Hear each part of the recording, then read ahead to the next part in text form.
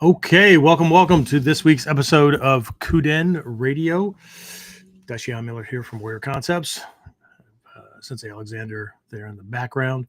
So let's go ahead and kind of set this up. So have you ever wondered why some students stay, we use the word stuck, right? Practicing techniques while others seem to, I don't know, have a sense where they can flow almost effortlessly, right? Even under stress, even under pressure, right? And do you know, or do you want to know what it takes to go from doing techniques in practice to the ability to create techniques on the fly, under pressure, in the actual chaos of a real attack, right? Like these master teachers, right? We've all seen the movies, right? Little 98-pound Asian guy and 200-pound attackers and whatnot. And they just have this smile on their face and take things as they come and whatever, no matter how much the pressure's going, no matter how much, no matter what, right?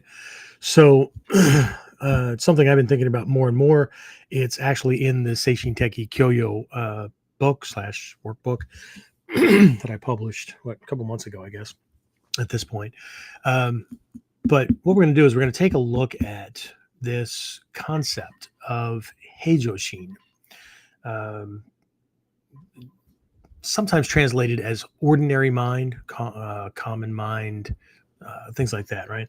And it can sound like, well, why is that a martial concept, right? It's everybody already has that, right? Why are we talking about it, right?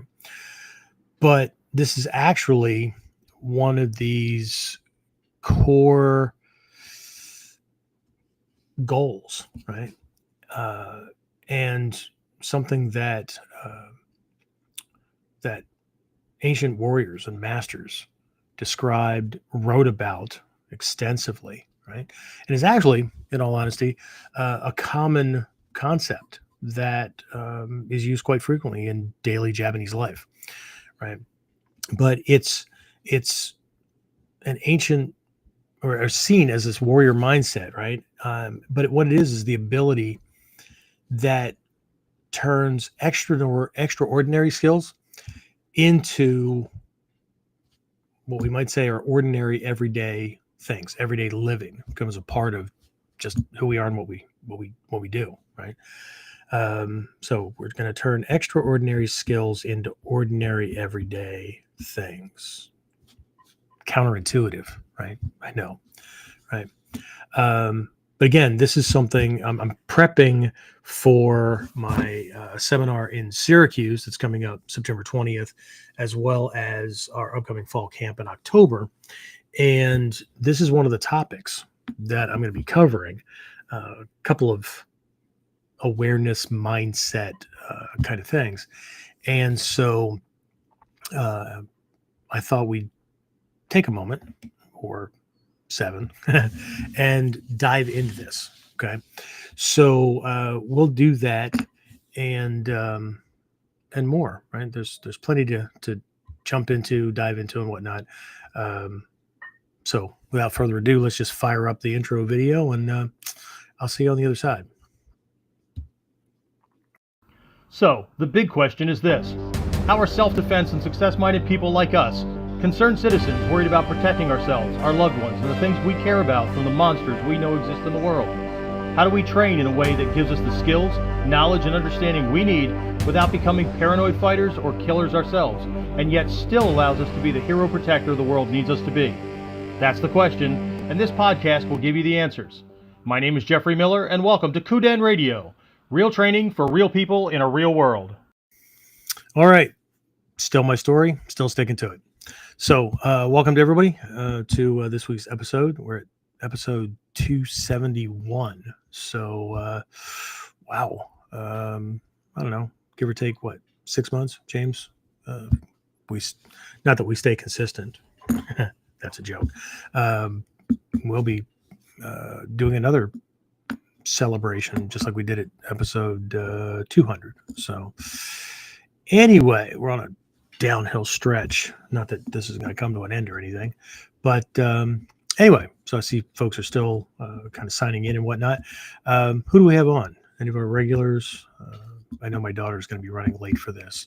She has a meeting with one of her professional mentors that is helping to boost her career in the right direction. So did I lose? Oh, there he is. I almost thought I lost you. I don't like to feel that way, but no, just kidding.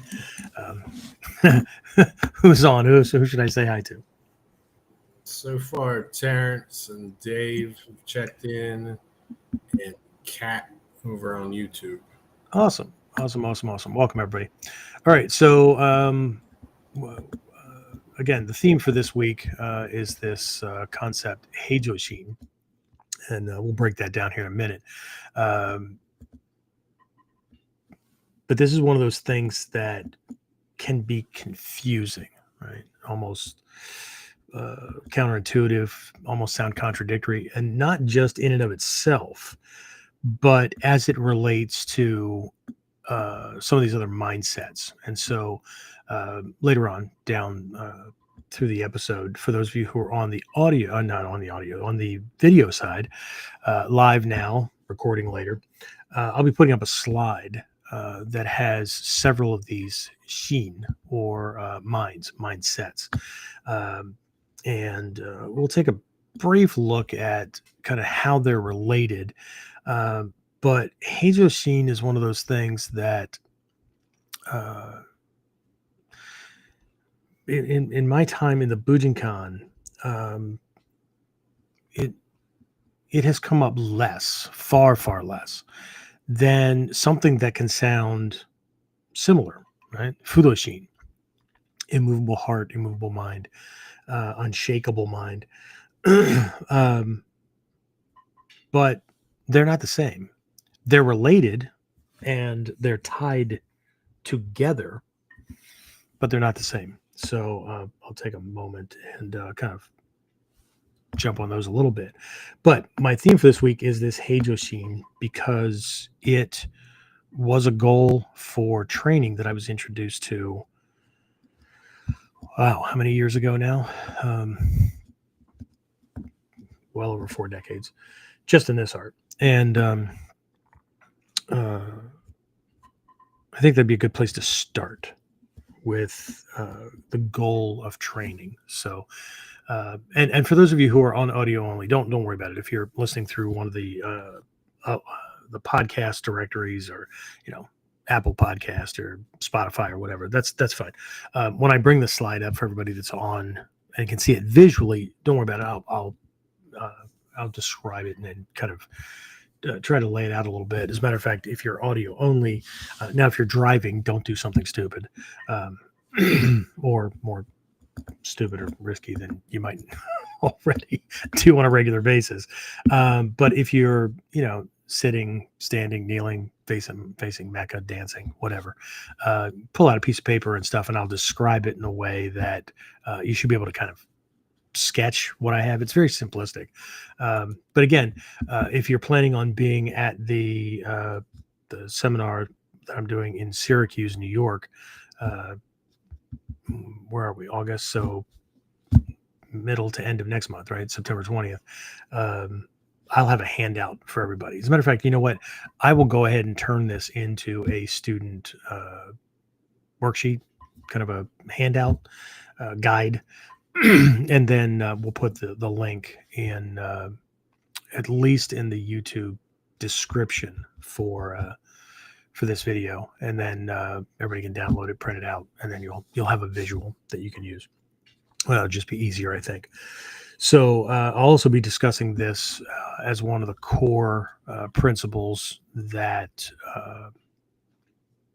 are a part of Jupo Seisho, that infinite victory, infinite ability. That is the theme for this year's fall camp. We'll do that in October as well. All right. So, but this is one of those things where we're going to come at this kind of backwards, right? So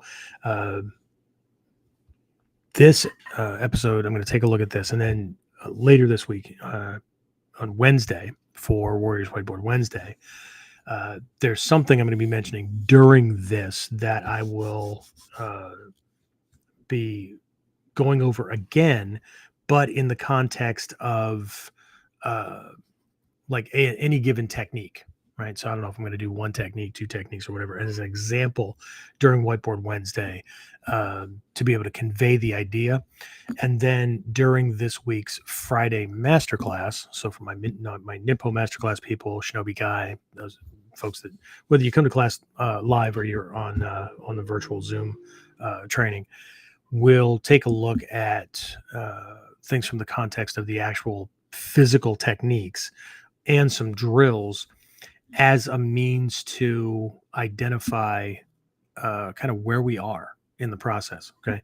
So there's a competency framework that's used in Western business and academia and whatnot. Excuse me. To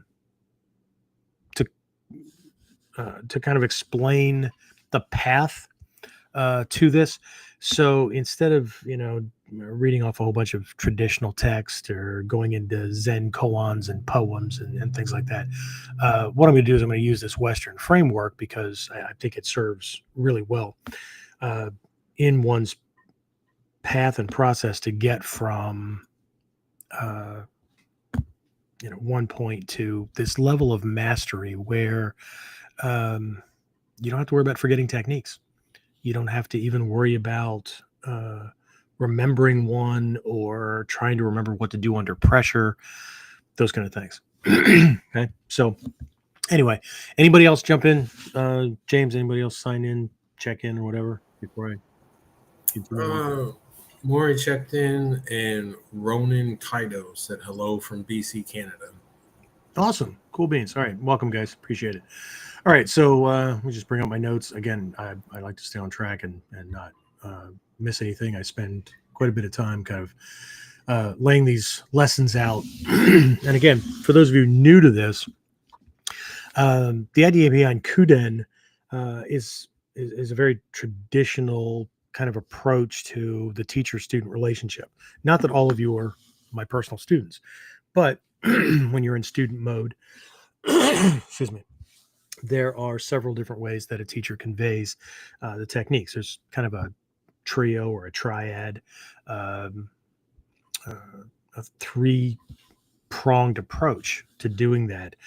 And as a matter of fact, I think, did we do that as a KUDEN a while ago? I think, James, huh? It was during my other fire recovery days, post the house fire. Can you believe it? 2 fires in about 3 years. And here we are still practicing Heijōshin and Fudoshin and Seishin. And anyway, so as a matter of fact, when we did the trio, I believe that I was in a makeshift office in the rental property that the insurance company provided for us while our house was supposed to be getting fixed. So anyway, the trio, right, is Taiden, right? Taiden is when your teacher physically demonstrates something, right? That's conveying through the body, right? Den here means transmission, how the lesson is being conveyed, right? Tai, body. So Taiden, they're physically demonstrating and you're watching, and then maybe when you're practicing as well, they could come by and they could literally like grab body parts and kind of help reposition them. That's also a part of Taiden. They're helping you get the physical aspects of a physical technique correct, but it's not limited to just that. Okay. When a teacher is seen as a true shiso, right, guide, mentor, role model, right? And not just in the realm of sensei, as in conveyor of information or data. Then we, as students, listen to the way they speak or communicate, right? If they write, like Hazumi Sensei, wrote books and some of my other teachers did and whatnot.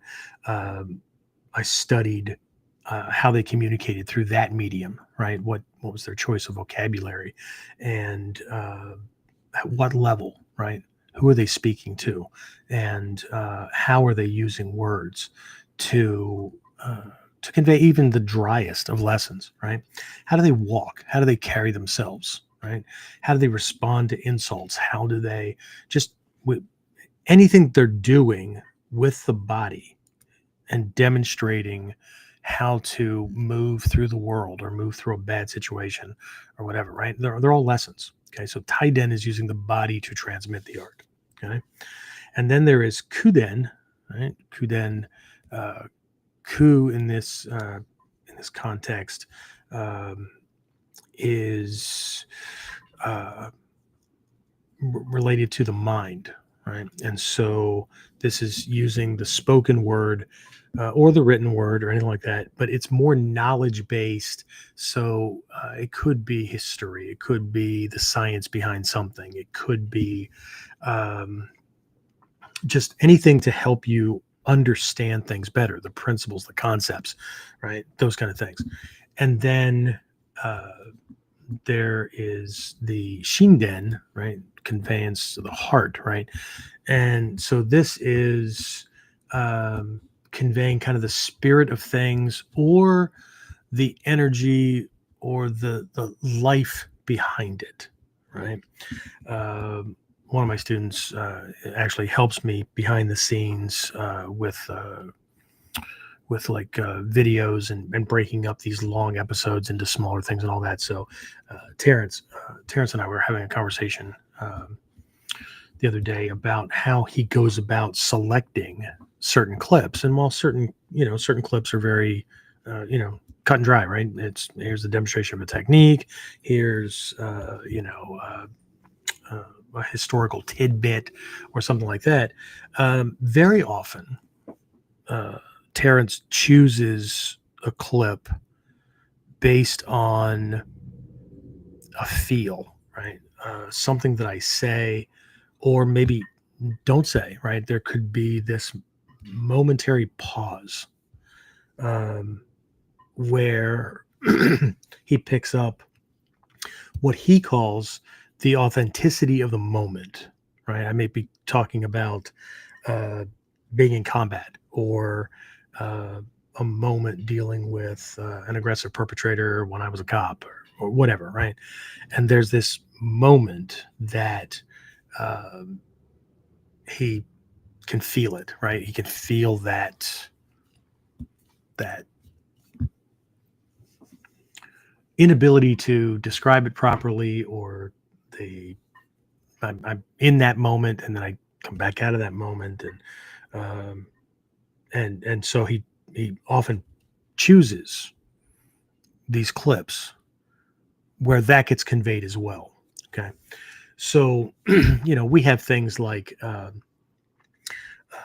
the Friday Masterclass, or if anybody's in any of our programs, then Taiden, everybody kind of expects that they get that, right? Kuden is what this is for, and what also Warriors Whiteboard Wednesday is for, even though that's more like this could be talking about self-protection, could be talking about survival, could be talking about day-to-day living and how these Budo principles are used, right? Day-to-day life kind of things. Where Whiteboard Wednesday is strictly about the principles and concepts and the application of these things inside, or that drive the techniques themselves and how we apply them strategically, tactically, that kind of thing, right? So, but Kuden, even though I named it Kuden, it's an abridged part because this format, this podcast, is for the other two prongs, right? Both Kuden and Shinden, all right? So anyway, that being said, let's just kind of jump back into things, right? So hopefully I got everybody caught up as to why I named this thing some archaic Japanese word when most people are going to be saying things like kuden and kuden and whatever, right? They can get radio right, but Anyway, so it's KUDEN. So anyway, as far as this episode goes, right, I'm coming at this kind of backwards, as in, here's the results, and we're going to back up and look at kind of how we get there, right? And again, this is something that I was introduced to very, very early on in my training. I mean, like, still a white belt, very early Q levels, 9Q, 8Q. And I appreciate that. And that's why Sensei's written on this as well, that and the scrolls are actually laid out this way as well. Most people see the Shoden no Maki, right, as like the beginner level, right? Shoden must mean beginner because people get that first. Yeah, that's not what it means. Okay. Or the Jōryaku no Maki in the Gyokoryu, right? Maki being scroll, right? But the Jo in Jōryaku and the Sho in Shoden, Den transmission, right? Yaku, pretty much the same. But the Jo and the Sho, same kanji, right? But they don't mean beginner. Okay. That's the same kanji in Jodan no Kamae, upper level, high level, right? Because we're given all of the most important principles and concepts first. Okay. So they shouldn't be seen as beginner techniques. They should be seen as the most important lessons and the things that will require the most amount of time. Okay. Chuden no Maki, Churyaku no Maki tend to invert the lesson. Okay. For example, in the Kotoryu that has the Shoden, Chuden, Okuden outline, the Shoden no Maki focuses primarily on the linear naname angled movement. So we're pulling back at an angle, getting to an indirect, not nose to nose, toe to toe kind of position with our assailant, and then coming back in and targeting things in a way where we're finding that sweet spot where we can take them down with one finger. Okay. The Kotoryu idea is to finish something in preferably one move. Okay, take a person down with, and you're not necessarily doing it with one finger, right? It's just with ease. So it's long range defensive angling, identifying a target, and then going back in. So if we were looking at the sens, right, when we would initiate kind of thing, this is generally seen from a go no sen perspective, where we're a little bit late or whatever, where he's attacking, and so we move based on that attack. So we're pulling away, identifying a target, moving back in on him. But the Chuden, sorry, almost switched lineages there. The Chuden flips the script, okay, where you're actually preempting things. Okay. So, he's closing range and whatnot. He's trying to find that perfect time where he can launch his attack and land it. And what we're going to do is beat him to the punch ever so slightly. And so there are these like eye stabs and stomp kick takedowns and very, very simple kind of things. So instead of pulling away, instead of, breaking his strength by dividing kind of things, right? Getting off that line and whatnot, this direct confrontation, right? So we're just tagging him and going, and it's a sense of overwhelm. So a sen no sen, right? Initiating our response or our attack upon his intent to go, or just before, right? We can't go too much before because he might see that and then go no sen himself, right? Respond and avoid, but we'll like catch him, right? So it kind of flips it, right? But this is one of those things where it's gotten passed around. It's again another one of those cases of the blind leading the blind, right? Somebody assumes that because this is the first level scroll, then that's for the beginners, and then the middle level scroll is for intermediate, and then the Okuden is for advanced. that's not true, but in the order of importance, the Shoden or Jōryaku level is the most important, right? We must be able to extrapolate the core lessons from those to be able to invert them at the Chuden or Churyaku level, and the Okuden or Geiryaku level. That should be seen as a what if, right? Those are going to be more rare occasions. What if certain things happen? And so those lessons, there's always like a descending order, right? There's more kata in the Shoden, fewer kata in the Chuden, and then like in the case of the Gyokoryu with Taijutsu, right? Unarmed stuff, there's only like 5 kata, okay? But they're all unarmed against a sword, okay? And so the reason we're calling it what if is we have to think historically about ancient Japan, right? Well, we would have been carrying swords too. So the chances of getting caught by somebody who already had their sword out, we didn't, whatever, right? I mean, it's a pretty bad situation, but what are the chances, right? He either got the jump on us, and so if we go for our sword, he'll just lop an arm off before he kills us, or it's going to take us longer. Just like if somebody, no matter if you are, you have a carry permit and you're carrying a firearm, handgun, whatever, it's in the holster, and you turn the corner or walk into a store and there's already somebody holding the place up and they've got their weapon out. You're going to have to operate like you don't have a weapon until a moment presents itself where you can actually draw, because it's going to take you a whole lot, no matter how fast you are, it's going to take you a whole lot more movement with your body and your body parts to get that weapon out of a holster that has a lock on it. Weapon may have a safety on it, and God help you if it has more than that, because then it's not really set up for self-protection.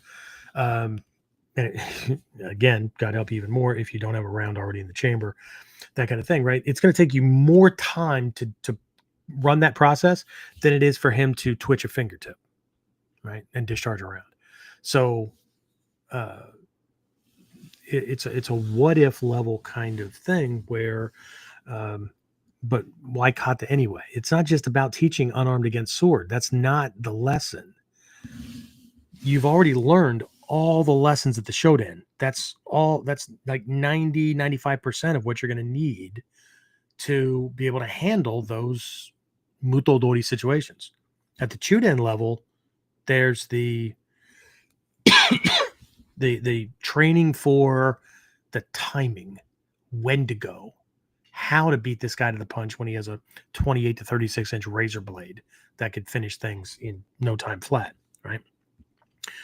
But those kata are teaching you a couple of extra little things that are unique to those scenarios, because you should have already learned everything else that you needed in the Shoden, and a couple of extra little pieces about when to initiate, how to mask intent, those kind of things at the Chuden. So now we just have these certain considerations that are going to be important in situations like this. It's very different, right? So it's inverted, right? People often don't take the Shoden kata as seriously as the other ones because they see them as beginners. They see them as beginner techniques. Right. So here is where I want to start the discussion about this mindset. Okay. And what I was taught as the real goal of training, if we're doing authentic Budo, right? And that real goal of training is beyond belts. Okay. And it focuses on motivation, right? What motivates someone to train, through training, that kind of thing. Okay. Some people are very overt about it, right? When they send me an email and they're inquiring about the program, or they want to schedule one of the initial complimentary coaching calls, they'll tell me what their goals are. And for some folks, they're just very plain about it, right? I want to earn my black belt in ninjutsu and I want to have a dojo and teach. Those things at face value have very little to do with the ability of a warrior who can handle a deadly attack like these masters that we recognize, right? They speak of, right, learning most things at the Taiden level, a little bit at the Kuden level as far as understanding. But what is motivating these people on? And I try to vet these folks out as early as possible because they're going to be looking for the cheapest and the quickest route to both of those things. Okay. It's very different, right? And you know, people see all the rank levels now, and in the West, right? And as long as you have a black belt, most people are impressed, right? Because you're a black belt in. But see, just getting that first level black belt, right? Shodan, and I'm not underscoring this at all, because you know, depending on the program, it should take you a bit to get there. But the show in Shodan, right? That doesn't mean first. Just like the show in Shoden doesn't mean beginner. The show in Shodan actually implies beginner. It actually can be translated as head of class, but that doesn't mean that you're the senior. What it means is, like in the old days, and they might still do it in Japan this way. I can't speak to that. But when I was growing up in school, certain teachers, what they would do is they would put the kids that needed the most help or that were new to the topic at the front of the class. They would put them at the desks closest to them and where they were teaching, because they had to walk back through all these aisles to get to the ones who were either natural at it or just got it, or you know, they had been through other courses like it, that kind of thing, right? So head of class means that you're actually sitting up closer to the teacher, right? You're newest at that. Okay. But again, in the West, you know, if somebody's looking for that black belt or whatever, then they can get by. But when I started, let's talk about rank here a little bit, right? When I first got started, we're talking in the very, very, very early 80s, like late 80, early 81. Godan was the highest rank in the Bujinkan. Matter of fact, Bujinkan wasn't an organization. Bujinkan was the name of Hatsumi Sensei's dojo, Hall of the Divine Warrior. Okay, and what we all were taught we were learning was Togakure Ninjutsu, with influences from 8 other lesser known Japanese traditions. Okay, obviously things have evolved, right? We'll talk about that a little bit as we go along, but it was the highest rank in the Bujinkan, okay? And so passing the Saki test meant graduation, okay? And what that meant was you had graduated that level of training and you had the authorization to found or form your own ninja network or your own organization to continue passing on the art, to personalize things, right? But then we ended up with a lot of people. Like in 1 year, Hatsumi Sensei had set a goal that he'd have 300 Shidoshi, 300 fifth dans. Okay, well, shit, now what? Okay, well, what happened was more ranks were created to keep those senior students motivated. And then even later still, right, the Godai Menkyo levels appeared. Okay.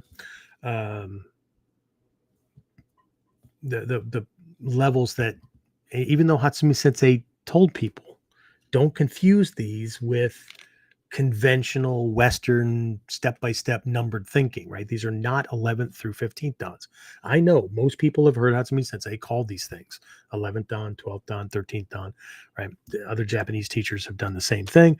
It's because Westerners kept doing it. So as an expedient, they just, you know, instead of repeating themselves over and over again. And actually, Hatsumi Sensei has always believed that those who are going to get this will get it.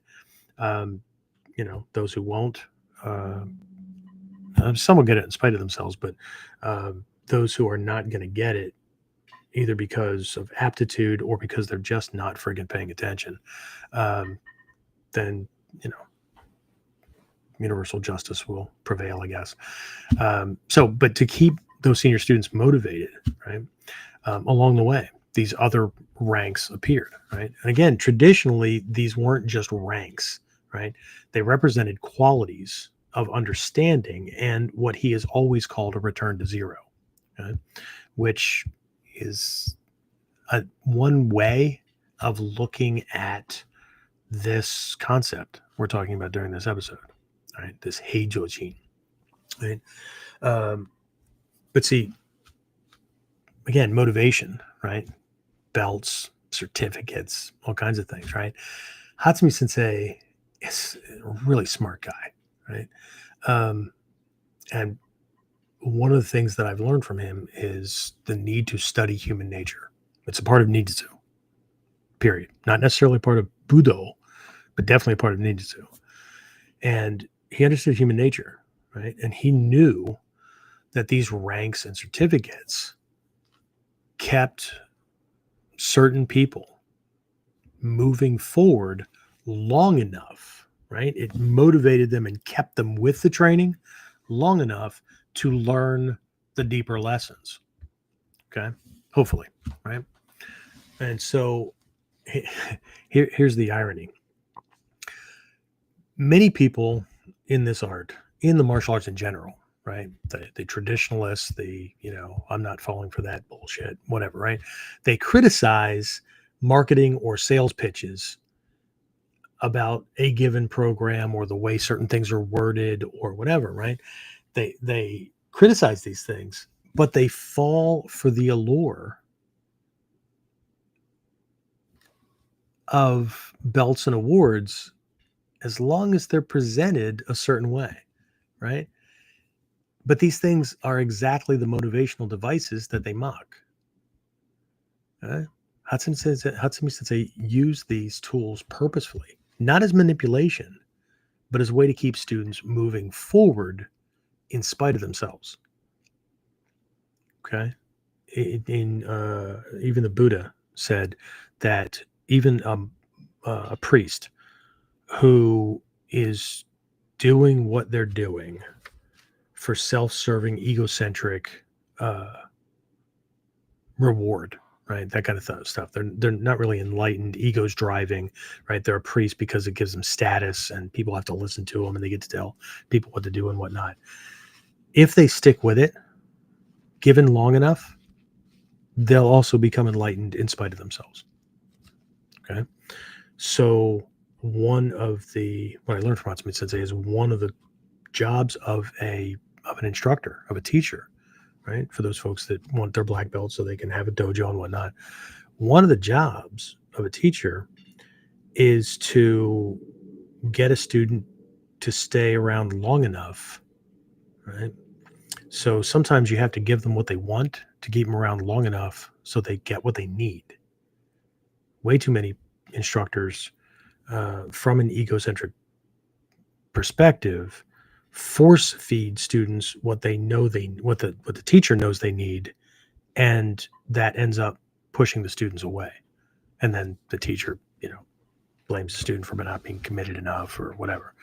Okay. It'd be like, not nurturing your child as they grow at different levels and different ages based on what they need and based on their capabilities and things like that at those levels. But, you're just going to throw college level lessons at them, right? And then not understand why they shut down or why they cry whenever they hear the word learn or school or whatever, right?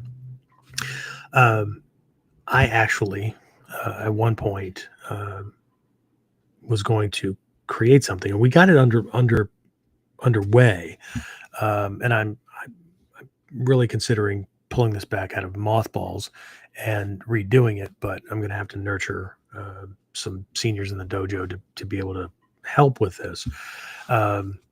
But this all started a bunch of years ago. I was in Toronto, and Shrey Sensei was visiting, and I told him about for lack of a better term, a merit badge system, like a Boy Scout, Girl Scout like merit badge system that I was considering developing to keep students engaged. And so there's a company that makes these martial arts. I think they might even be called merit badges. But let's say that there's a category. Well, there is, right, for striking, punching, something like that, right? It's the use of fist, right? Punching, striking.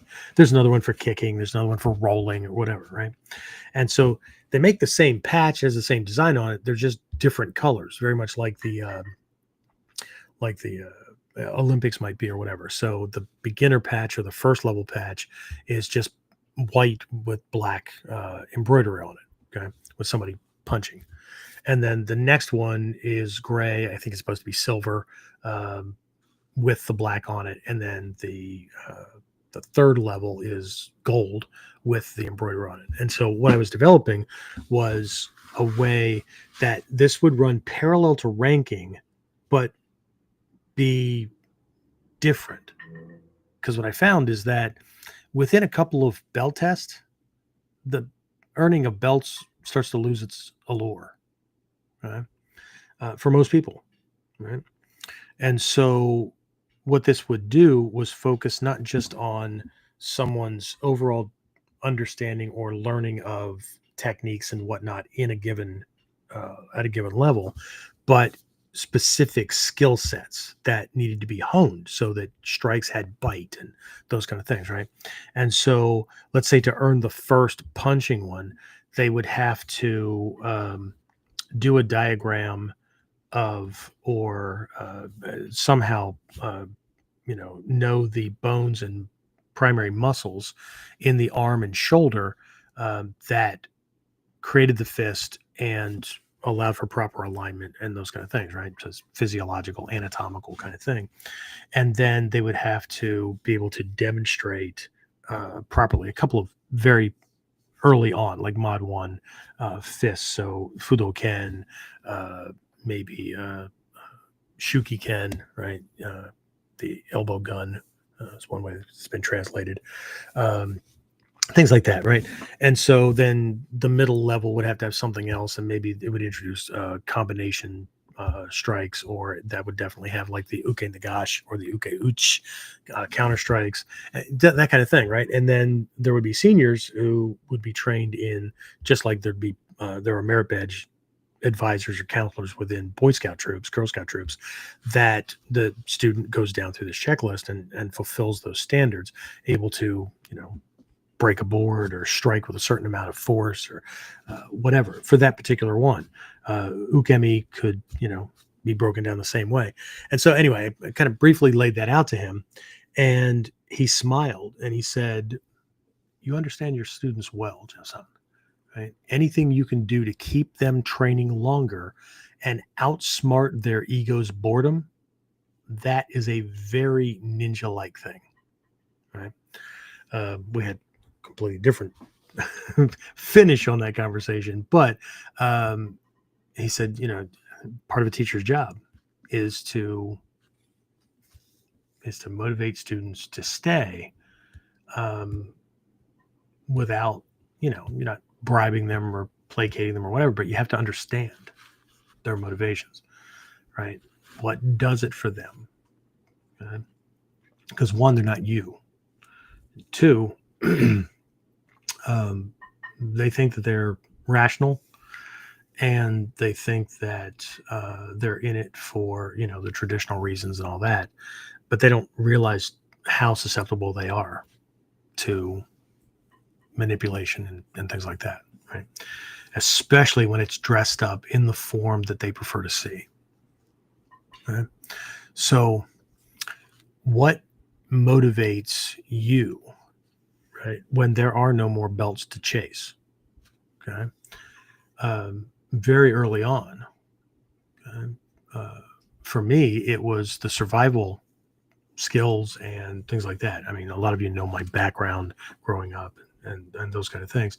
And then I was an Army cop, which means that 70% of people that I had to wrestle down getting to cuffs or whatever were trained killers. Okay. And on top of that, I got into counterterrorism.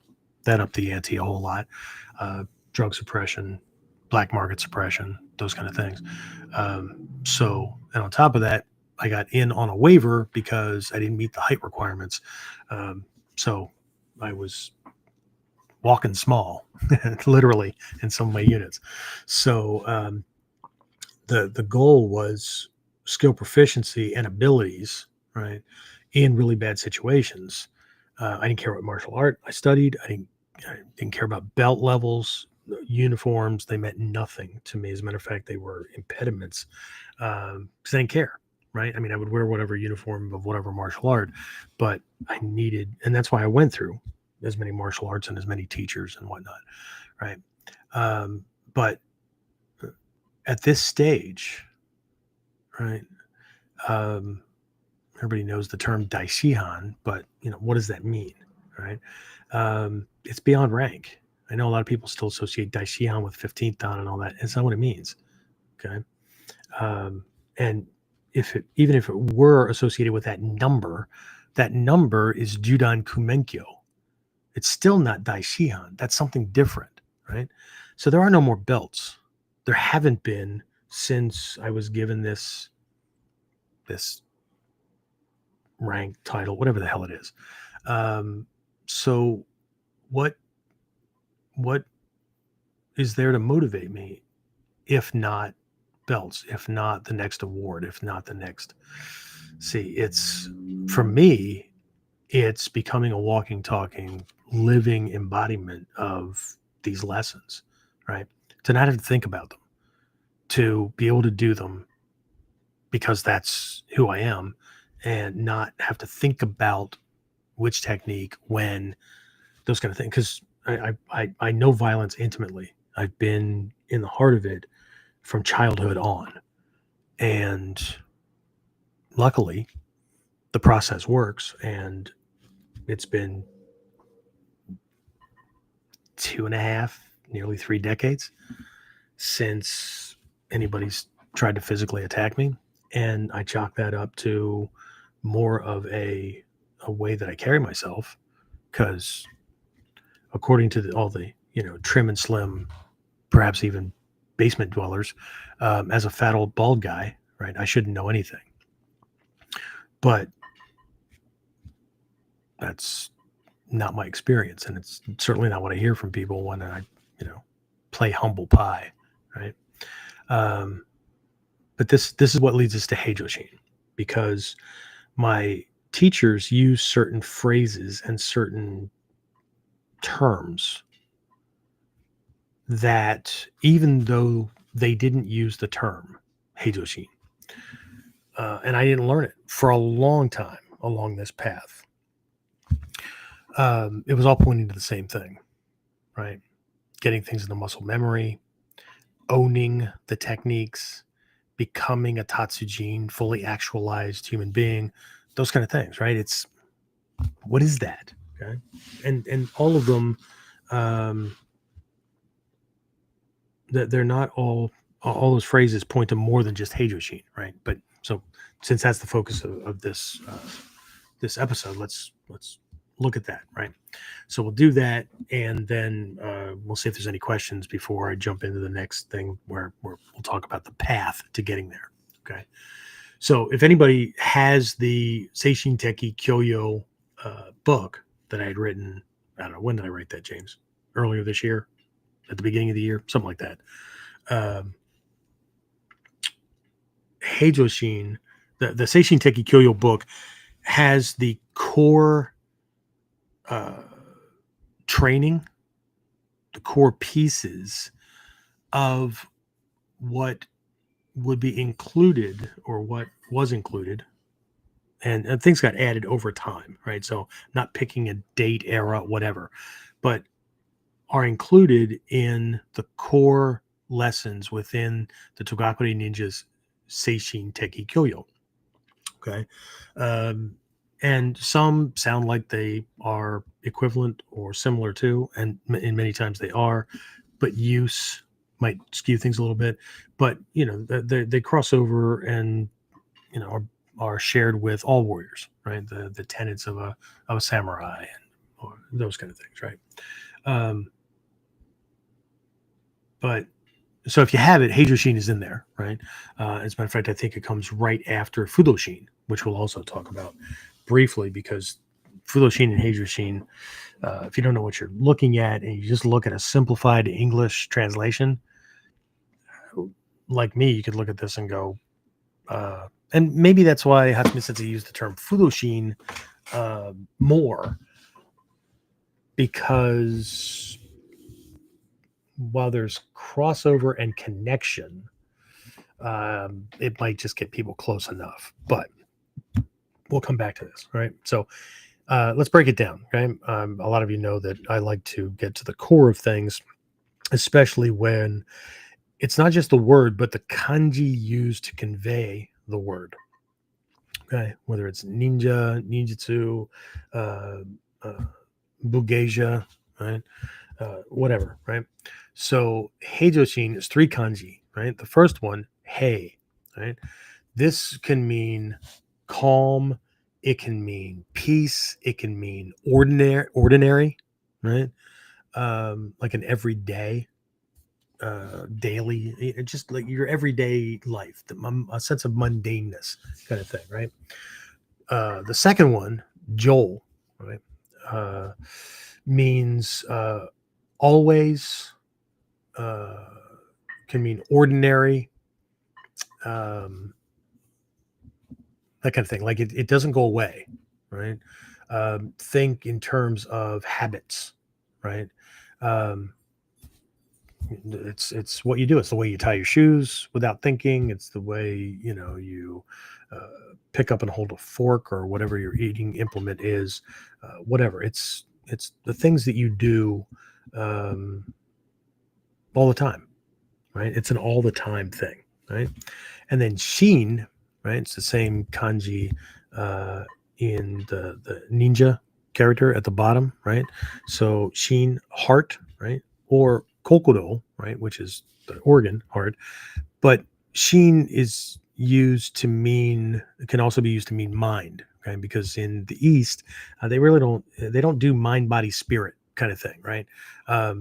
Shin is your heart and your mind together. It's the core of what makes you you, okay? But in this context, Shin means mind, okay? So what we're really looking at here is a balanced mind,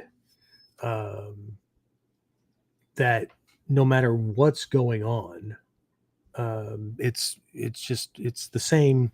It's the same, right? This is a common term used in daily life to point out, daily Japanese life, to point out, like somebody does something like it's no big deal, okay? And this is what my teachers pointed to as a goal early on, right? That it's where awareness and skill become natural, become habitual, right? Some of you have heard me say over time, whether in the dojo or through this context or whatever, that this is no longer something that I do. It's so much a part of who I am that I can't not do it. Okay. That's Heijōshin. Okay. Now, it's a type of mindfulness, right? So we're going to have to dive into this a little bit more deeply. But if we contrast this with Western mindfulness, okay, when somebody's told to be mindful or to pay attention or whatever, right, it's an active trying to do it. Okay. It's an active, right, paying attention. Okay. And if they're not actively doing it, or they are they forget, or they don't feel the need to, or whatever, then they're doing what they always do, right? Think face down scrolling on their phone when they're out in public or whatever, because that's, well, they've got time to kill and they're bored, and so they default to whatever that is, right? Could be daydreaming, could be whatever. Okay. So typically, in contrast with the Western approach to mindfulness, um, eh, people think of mindfulness as something that you turn on and turn off, right? Or you direct it to things. Okay. But Heijōshin is not that. Heijōshin is not trying to be present, but simply being present. It's not trying to walk correctly using ninja walking, right? Ninja Ruki. It's not having to think about at the end of a technique or even in the middle of a technique, right? Scanning the surroundings, right? And not being 100% focused on him because you need to be mindful of somebody coming in, right? Or at the end of a technique, moving away to a safe distance in kamae, watching them and peripheral picking up, right? Things. If I have to remember to do that, that's not Heijōshin. Okay. I'm going to practice it. I'm going to practice it until I don't have to practice it anymore. But for most people, they don't have to practice it anymore once either ego feels comfortable or their teacher stops reminding them or mentioning it. Okay.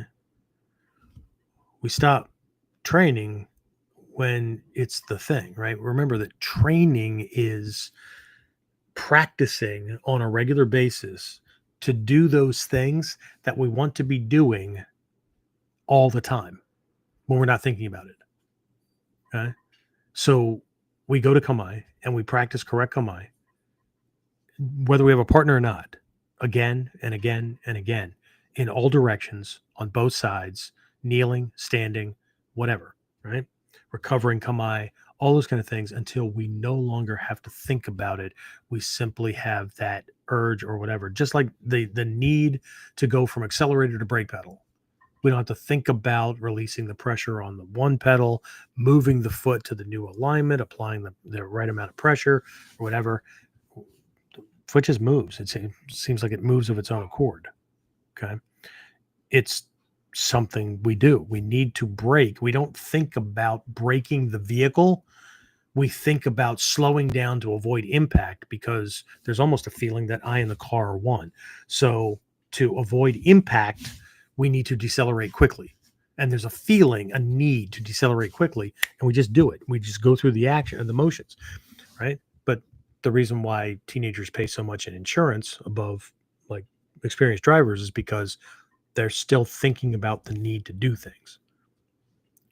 And if we're not controlling the process as we move forward, then what we will find is no matter how smooth we can go and no matter how much more smoking everybody that's watching and convincing them that we've got our shit together, we know inside of our head, right, that we had to think about where to move.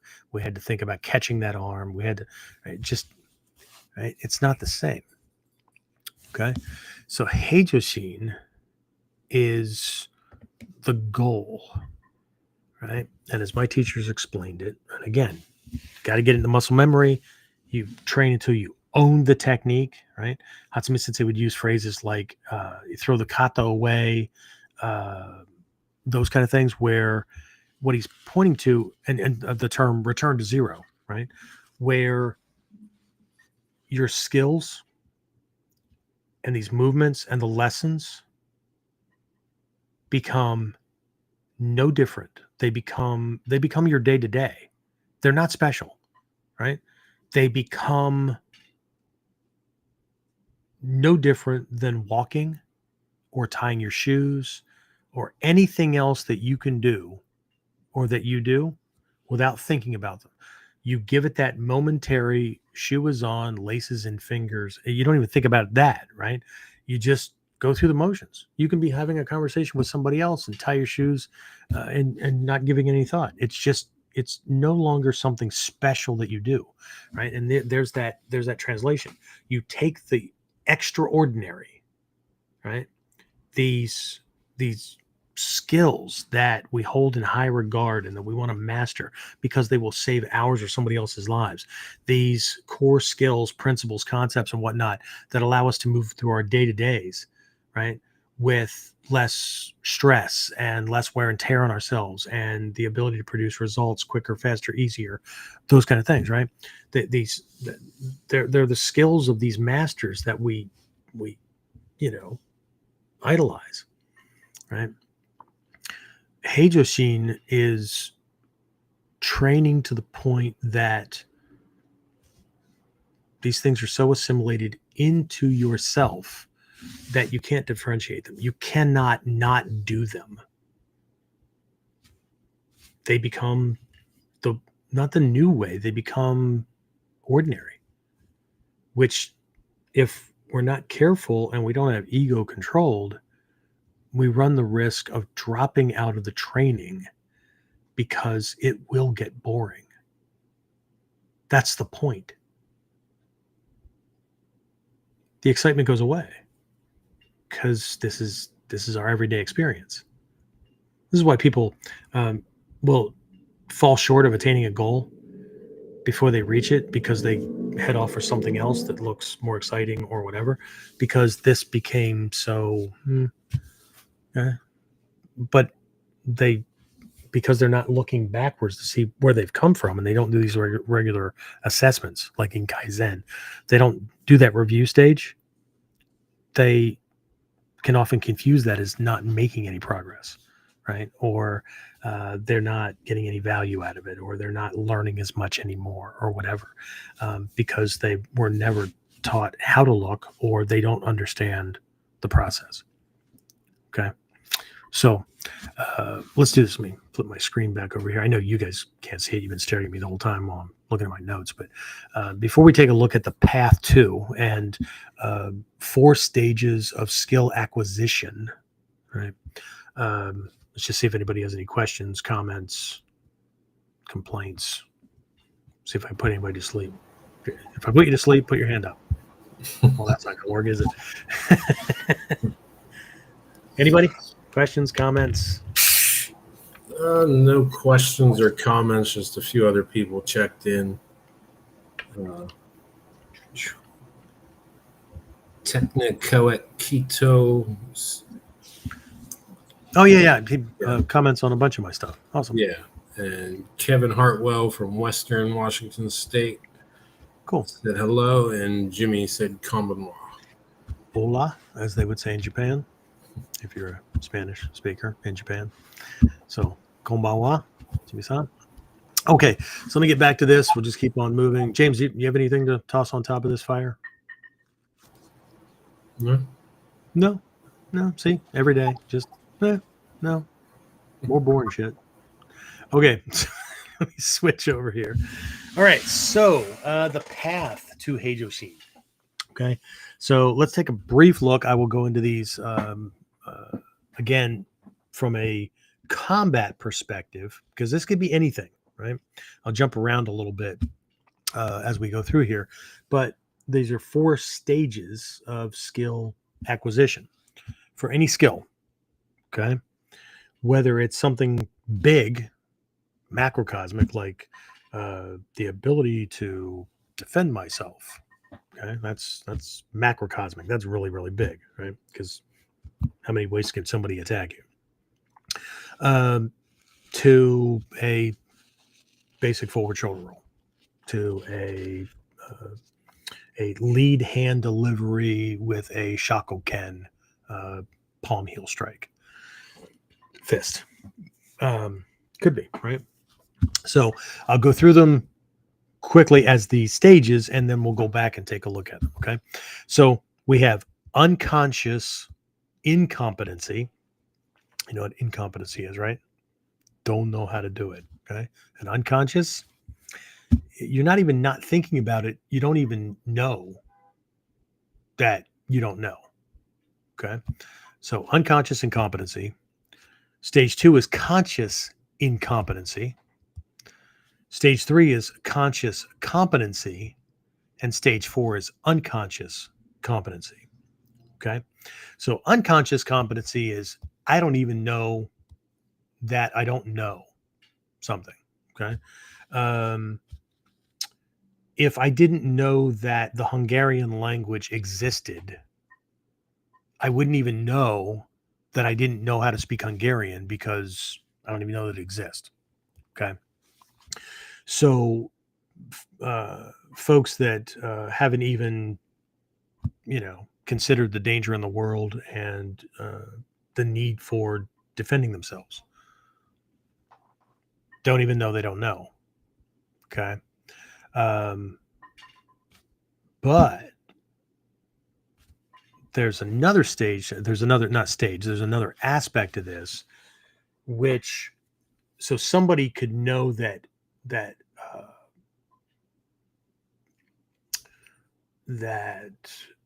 danger exists, right? Or not even danger. Let's talk about martial arts. They know about martial arts, right? They want to take martial arts.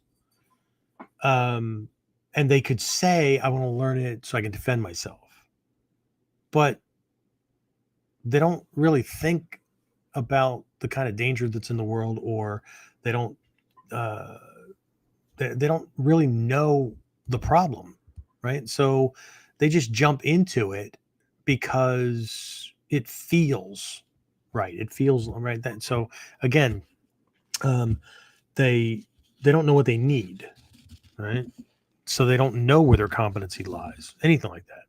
Okay, but generally speaking, at its base, no one that I'm speaking to, probably, right, is in the realm of unconscious incompetency, right?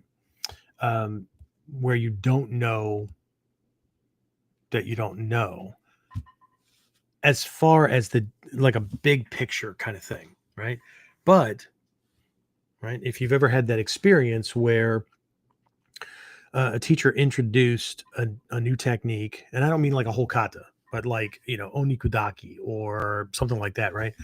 And you go, holy shit, I didn't even know you could do that to a human body, right? Or they hit something on you and you go, I didn't even know I had that body part, kind of thing, right? That moment is a transition from unconscious incompetency to conscious incompetency. Like, I saw him do it, but either I don't know how he did it, or I don't know how to do that, right? I saw him produce results, but how the hell is he doing that? Okay. So until we can get something to the level of conscious incompetency, nothing can happen. Nothing can change. Okay. And this is one of those levels where we have to be honest with ourselves, especially with something like this, right?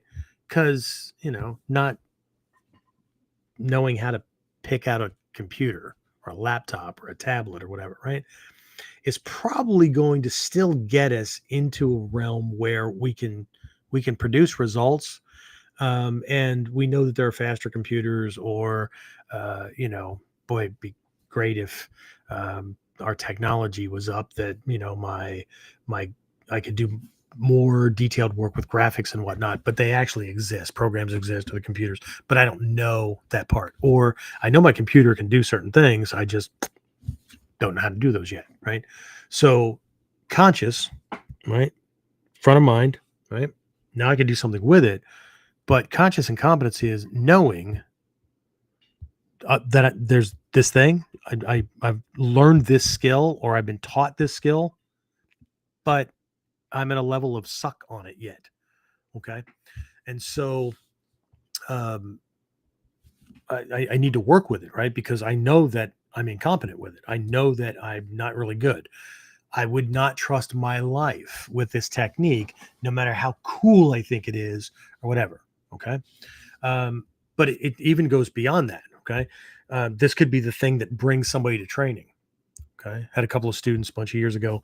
They were teenagers. They were either juniors or seniors in high school, and they came to me. Thad and Nate, right? I don't know where Thad is in the world anymore. Nate's actually, I'm very high ranking in the art. He's still involved in things, as far as I know. Doesn't live near me anymore. I think he lives out in Arizona, I think, Colorado, something like that. Anyway, they came to the dojo on a Tuesday night after a weekend where they went to a party, high school dance, something like that. And had to be like the high school dance because they went to the lavatory. They were going to the bathroom, and they opened the door and saw somebody beating the living shit out of somebody else. This other person was on the floor, head, face, everything bloody, starting to bruise, all that stuff. Right? It was a mess, and they froze, and then they got the hell out of there. And they told me that they were so shaken by it that they couldn't enjoy the dance, the party, whatever the hell it was. And so they went home early, and they had a long talk about this thing over that night. And then the next couple of days had to happen on a Friday or Saturday night. At that point, we only had classes Tuesdays, Thursdays, Sundays, I think. So came into the dojo that Tuesday night and stood there and watched and whatnot. And then, started asking them questions. What are they looking for? That kind of thing. And they shared this story. And what came out was there was a feeling of like wanting to help, but there was also a sense of like not knowing what to do. Not only like if they were that guy on the floor, would they not know what to do? But then there was guilt that crept in over the next couple of days and whatnot because they didn't know how to save somebody in that kind of situation either. Okay. So there was this fudomyo moment, so to speak, where they got punched squarely in the ego, that they were face to face with this kind of raw violence. And they realized that they didn't know what to do. They wouldn't have known what to do if they were the target. Okay. That is also conscious incompetency, right? I know I don't know. Okay. Or I know that, I know about the technique, but I suck at it. Or I suck at this level, whatever, right? I am not competent with this. Okay. And competent here in the context of Heijōshin means that I can do it without having to think about it. I do not have to. It's not trial and error. I don't get it right sometimes and not others or whatever. I like not only do I not know how to do it, or not only do I know how to do it, but I can like do it by feel. I can do it with my eyes closed. I can do it without thinking. I can do it at full speed, full pressure. Because I mean, if I take a half a second, quarter of a second, eighth of a second to think about, mushadori, and it's already gone and I'm going to get clocked because my mind's not where it's supposed to be. Okay. So conscious incompetency is knowing that you're not where you need to be, not at the level you need to be, whatever. And right. Conscious competency is knowing that you know it, you're good at it. Okay. I know what I know, right? We know what we know. Okay. But conscious competency is still having to think about it, think about how to use it. Okay. So I'm competent at taking up an ichimonji no kamae, seiga no kamae, jimonji no kamae, kosei no kamae, pick one. But I still have to think about where my leg goes, where my arm goes, that kind of thing. Okay. So I'm not struggling with it. Like I know how to do it, but I have to think about doing it. I have to think about how to do it. These are two different levels, but like I have to, it's same thing with a kata, right? Okay. I do uke nagash, and I do uke nagash, and then I distract, and then okay. That's conscious competency, but I have to think about it. Right? I have to think about whether or not it's a good option. I have to, right? I know how to hit the brakes in the car. But if I have to think about, shit, take your foot off the accelerator, because some people get into accidents because they just tense up and there's this conscious, they think they're consciously competent, but they're not, because all that's in there is shit slam on the pedal or slam on the brake, except that they didn't take their foot off the accelerator, and so they accelerate into the accident. As a former traffic accident investigator, the shit I've seen. Anyway, right? And so, but we have to keep working at it. And this is a stopping point for a lot of people. A lot of people stop when they know the technique, when they know it. Okay. But they're thinking their way through it. And because they didn't miss a spot, because they didn't, it doesn't feel uncoordinated or anything like that, right? They don't consider the speed they're going, whatever. It just, But if they had to think about it, they had to think about getting that muscle down so it doesn't bump the bone or whatever. Okay. Yeah, I can do a forward shoulder roll. You have mats. That's okay. But they stop at this point. Okay. To reach Heijōshin, we have to continue on until somebody whips a freaking throw on you. And you don't have to think about it. You don't have time to think about rolling. For instance, just to happen to have one of those moments in my life, right? I take some students to a first level. Stephen Hayes used to do these long 4-day intensives, Warrior Quest seminars. And what I do the same kind of things occasionally, where we'll take an entire module from our curriculum, let's say module 2, right? Realm of the Tactical Warrior. So it's the long range defensive angling, those kind of things, rolling, all kinds of stuff, right? The gyakute, whatever. And so it normally takes somebody, depending on them, right, 4 to 6 months to go through that entire module. Okay. Every 2 months there's a review, that kind of thing, right? And so 4 to 6 months. And we do that in a 3-day weekend. I mean, I just shoot through this stuff so that they can get experience or just get the feel with the KUDEN, especially for long distance students. They come in, do this intensive, and then go. Before I did the module relaunch things that I know for some of you, I know I still need to finish up a couple of the lessons in the strategic tier, like the knowledge stuff, the drills. Yeah, I guess it's drills and skills. And then in the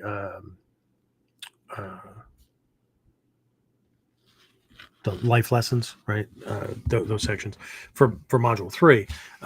But before I did those, students that enrolled into the distance training program, their training videos were actually the lessons from these weekend intensives. James, they're still they're like the bonus lessons now, right? They're just included. Right. Yeah, but it was in seminar format. So yeah. But we would do these condensed things, right? But the idea to get to Heijōshin with every single skill, with every single principle lesson, is to work it until it just kind of pops out. So anyway, this Warrior Quest level 1 took a bunch of students out. I had trained, I've been to a couple of these things on my own. I was already probably Shodan at that level, maybe Nidan. No, I don't even think I was at second Q, first Q, something like that. Anyway, so we're split up into groups to practice this one technique, and it involved a musodori or arm bar, right? Not the gyakunage armbar throw. However, like the students are having a problem getting this thing and all that, and so one of the senior students comes over to show this, and wants me to be a zuke and stuff. So he steps in to do it, and I'm fully expecting that he's going to get in, get this thing locked up, and so he's showing position and all that, and all of a sudden he shifts, steps through and under, and it turns into a throw. And I am, let's see, Hayes is about 6 feet tall, 6'1", give or take. Heijōshin Malmstrom is my height, so 5'6", give or take, right?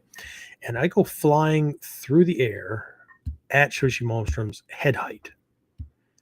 And I flew, 6-8 feet, give or take, right? And then the ground's coming up fast. Like I'm still experiencing the pain from the lock, and I'm in the air, like completely my brain locked up. Like that wasn't supposed to happen. And then the ground is coming up. And I remember thinking, oh shit. And next thing you know, I know I'm standing up, coming out of a roll, walking back. Didn't even think about the roll. None of it. All I was thinking about was going back and looking at my friend and senior, John, and saying, how about next time you do that, kind of let me know you're going to do it. And he said, if I didn't think you'd do it, I wouldn't have thrown you. And I said, you could check with me first. And he goes, I don't need to check with you first. You need to check in on your own level. The technique was where the head was, what he was demonstrating, but the unconscious competency was the roll, no damage, smooth, everything, at a moment where my brain, my left brain said, oh shit. And I didn't have to think about it. I didn't have to think about tucking and rolling because I was coming in at a steep angle. I didn't have to think about any of that. My brain was on, my brain before the roll was on, I'm going to crash. That's actually what it was on, right? I thought this was not going to go well, right? And then I came out of it, still not thinking about the roll, not how I rolled, anything like that. All I was thinking about was, dude, what the hell was that? Okay. That's unconscious competency. Okay. I've conveyed different times when I've whipped mushadori on people or other techniques and whatnot, right? In the middle of something hot, heavy, no thinking, right? Thought didn't return until I had them in a position where I was subduing them, or in the case of one guy, had him down and I was ready to jack him. There was no thought through that. There was no thought in selecting it, anything like that. There was one time I remember kind of a sense of, oh, I know this one kind of thing, right? But like I didn't have to think about how to do the technique or whatever. Everything was like driven by feel, right? That's unconscious competency, right? Where you don't have to think about it anymore, but you do it. It's just habitual. You just, right? But it's not like habitual where I kind of feel it, and so I just jump on it. It's not like the one-hit wonders where I want to see a technique from somebody. So I say, your partner's going to throw a straight punch. You're going to go to kamae, and then you can do some kind of follow-up. So, here comes the punch. Let's say they go to ichimonji, and then they do like a lateral shin kick to the outside of the thigh or something. And they go, okay, so they're going to throw the punch again, and I want to see something different, right? Different kamae or whatever, different follow-up, whatever, okay? And so the punch comes in, and maybe they avoid in doko or jumonji or something like that, and they throw a lateral shin kick to the outside of the thigh. I go, oh, okay. Well, it was kind of similar, so show me something different, okay? So this time, he's going to throw a hook punch at you. And so the hook punch comes, and maybe they drop under it, right, in kamae and whatnot, and then they throw a lateral shin kick at the outside of the thigh or at the butt cheek or at the inside of the thigh or whatever. But it's always the same kind of thing, right? So I would say that lateral shin kick is like unconscious competency, because maybe it's the only thing they can think of in that moment. I don't know. Okay.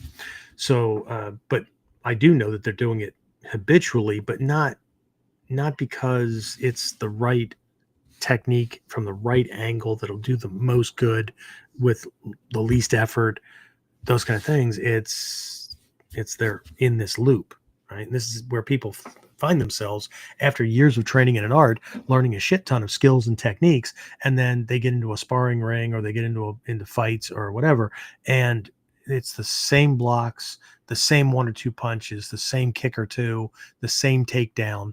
Okay, you're competent, fantastic. Luckily, you won. But if you're ever up against somebody where you can't do that, or you're in an environment where you can't do that, or that way, or that doesn't work, or whatever, then you are going to be SOL, right? Shit out of luck, or shinobi out of luck, or whatever, right? So, but unconscious competency is we don't have to think about it anymore, right? Somebody sneaks up on you and boo, whatever, and you shift. Like it becomes the new flinch response.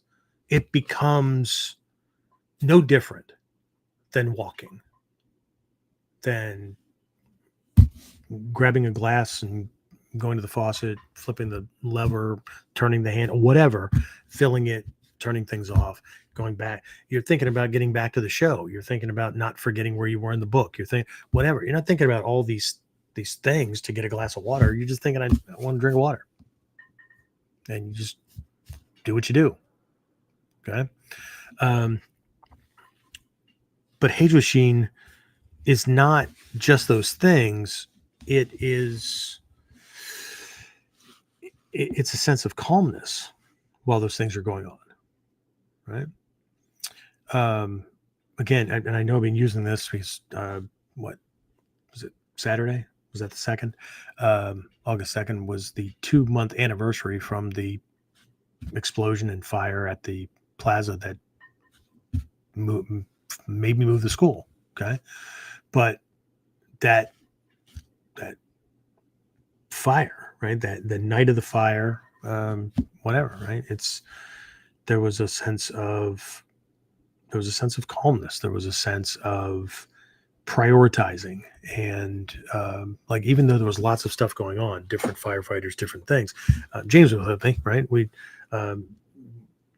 At one point we were at the back of the building and we were watching what was going on there, and I'm assessing, and of course we're discussing, I hope my notes don't get ruined. I hope that, years of collecting these books by Hatsumi Sensei that are out of print or whatever, right? I wasn't lamenting or anything like that. Just like, oh, dude, they're going in with a fire hose. Okay. But there was always that sense of, I can't strategize or prioritize until I know what we're dealing with, and I won't know what we're dealing with till they let us get in there. So, but we're, at the back and we're watching some activity, and then we end up at the front and we're watching some activity and we're collecting information, and I'm dropping some words into some firefighters' ears just about how, I'm not surprised that this happened, kind of thing, right?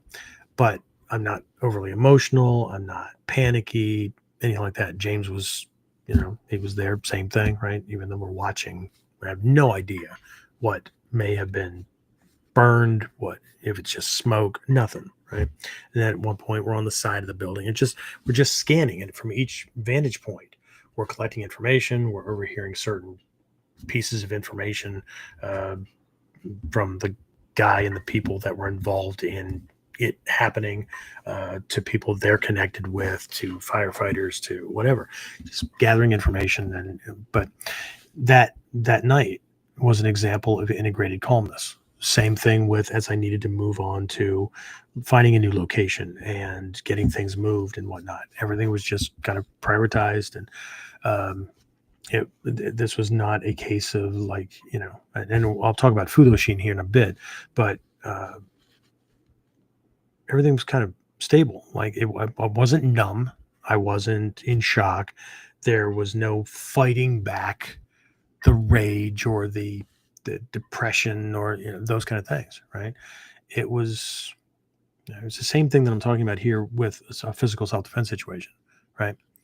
It's moving from remembering techniques and lessons the teacher taught to embodying those principles and concepts, right?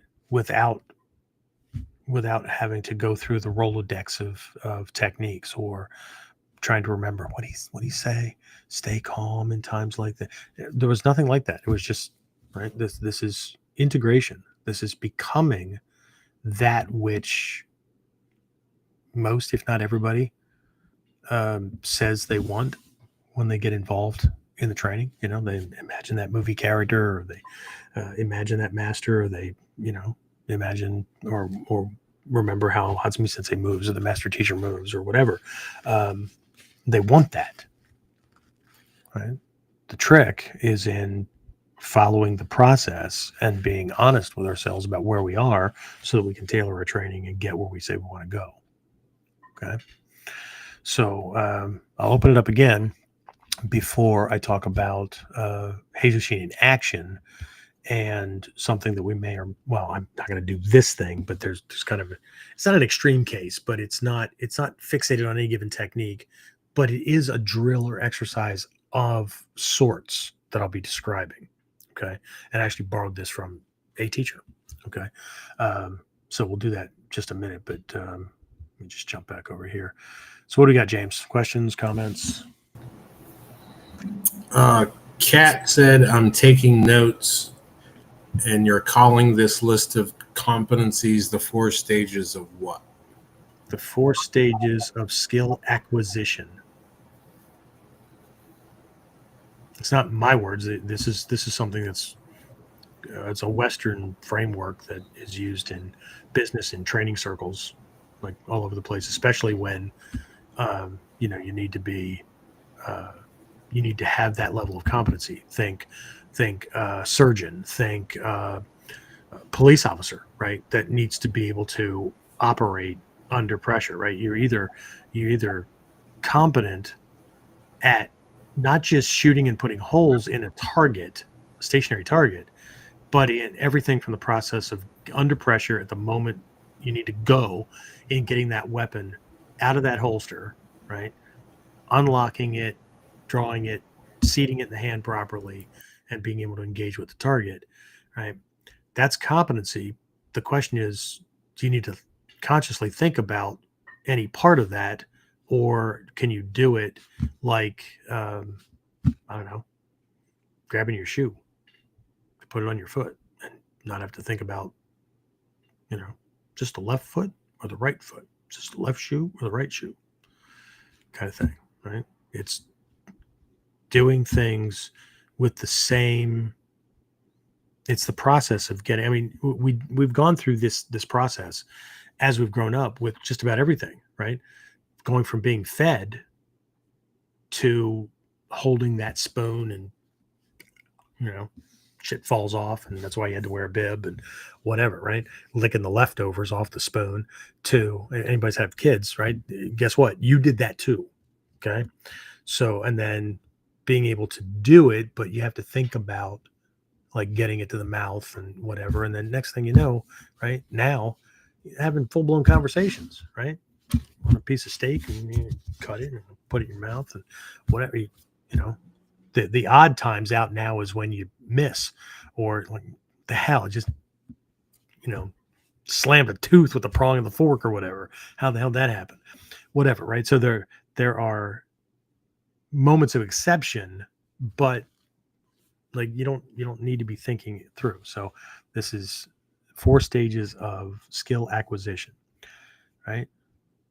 Unconscious incompetency. I don't even know that I don't know, or I don't know what I don't know. Conscious incompetency. I know that I don't know it. I know that I'm not good at it. I know that I'm still on the suck scale, right? Conscious competence, right? I know how to do it, but I still have to think about doing it. And then unconscious competency is, I don't even have to think about it. Okay? And again, I use things like when we were talking about Zanshin, that lingering awareness, and you know, scanning and things like that. A lot of students are still stuck on, like, teacher demonstrates a technique, and then they get together with a partner, and as the partner's coming up and, you know, gets set and everything, since this is going to be a defense against a right straight lunging punch ski, or the fist at the rear or whatever, then they just wait until that moves and then they go through the motions, right? But they don't watch the partner move to them. They don't watch the space change. They don't watch the fist come up or whatever. And I test for this, don't I, James? I test for this when people are going to be coming up for tests for Shodan, especially Nidan, right?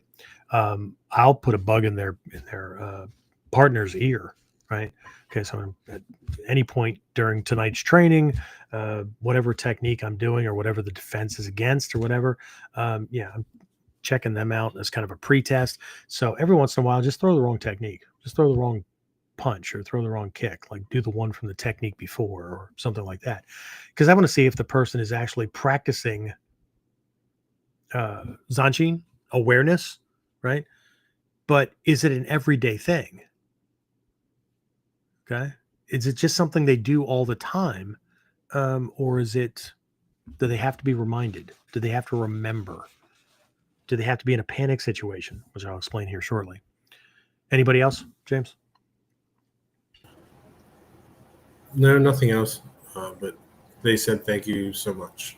Hey, do itashimashite. All right. Let's see. Where am I? Oh yeah, Heijōshin in action. So got this little Banpen Fukyo drill. Kind of, right? I inherited this from a teacher, Shoshi Malmstrom. Okay. So in class, I sometimes surprise students, right? It could be before class, could be after class, stand around chatting. I could be there giving corrective instruction or whatever. And I'll suddenly reach out with a hand or a foot or whatever, a bochiken, toe stab, whatever, light strike, or a feint to trigger a flinch. Okay. Sometimes if they don't flinch, well, then they get tagged and then they flinch. Right. So what ends up happening is they get tagged and then they kind of step back and they tune in. Right. And we chuckle and whatnot. And they go, oh, you got me and stuff. Right. Doesn't take more than a couple of times for either that to happen to them or them see me do it to other people. And then as I start to, kind of edge in, and it could be, I'm not even thinking about doing this. I just, walk into a certain space and students start to make room. They start to establish initial safe distance, which would make it hard for me to get that shot in, not just because I can't reach, because I could reach, but they figured out that distance where they can cognitively catch it before it reaches them and they can respond. Right. So what they're doing is they're stepping back, tuning in, and trying to avoid being caught by this thing. Shoshi Malmstrom used to do this in the dojo all the time. He'd like tag us, and then like the person would, if they didn't just instinctively move because they were caught, right? Banpen Fukyo means no surprises, kind of, right? It can be paraphrased that way, but it doesn't mean that a ninja or a warrior can't be surprised. It means that you're not surprised by being surprised. You're not locking up. You're not, whatever, and then somebody else blindsides you or whatever. Okay. It's, kind of like that biblical saying, right? If he, slaps you with his right hand, you turn the other cheek. Okay. A lot of people are like, well, ignore it, forgive it, whatever. It's not what it means from a warrior standpoint. Turning the other cheek means you don't leave the damaged area out there where you can slap it again. You turn the other cheek, you reposition, so now he can't hit the same injury, right? And now you reposition that forces him to have to, right? It's very different. Okay. So, but this thing that they're doing, right? What is it? Well, it's a survival mechanism. Okay. And it works. Okay. Because they don't want to be tagged, right? but they don't want to be tagged at this point because, well, see, now they have this slight distrust for sensei because like he does this tricky shit. Okay. But that's not why I'm doing it. I'm doing it because I can talk until I'm blue in the face to get people to fucking pay attention. But until their mechanism, until their internal defense wiring knows why it's important to pay attention, it's just theory. Okay. But it's also just conditional.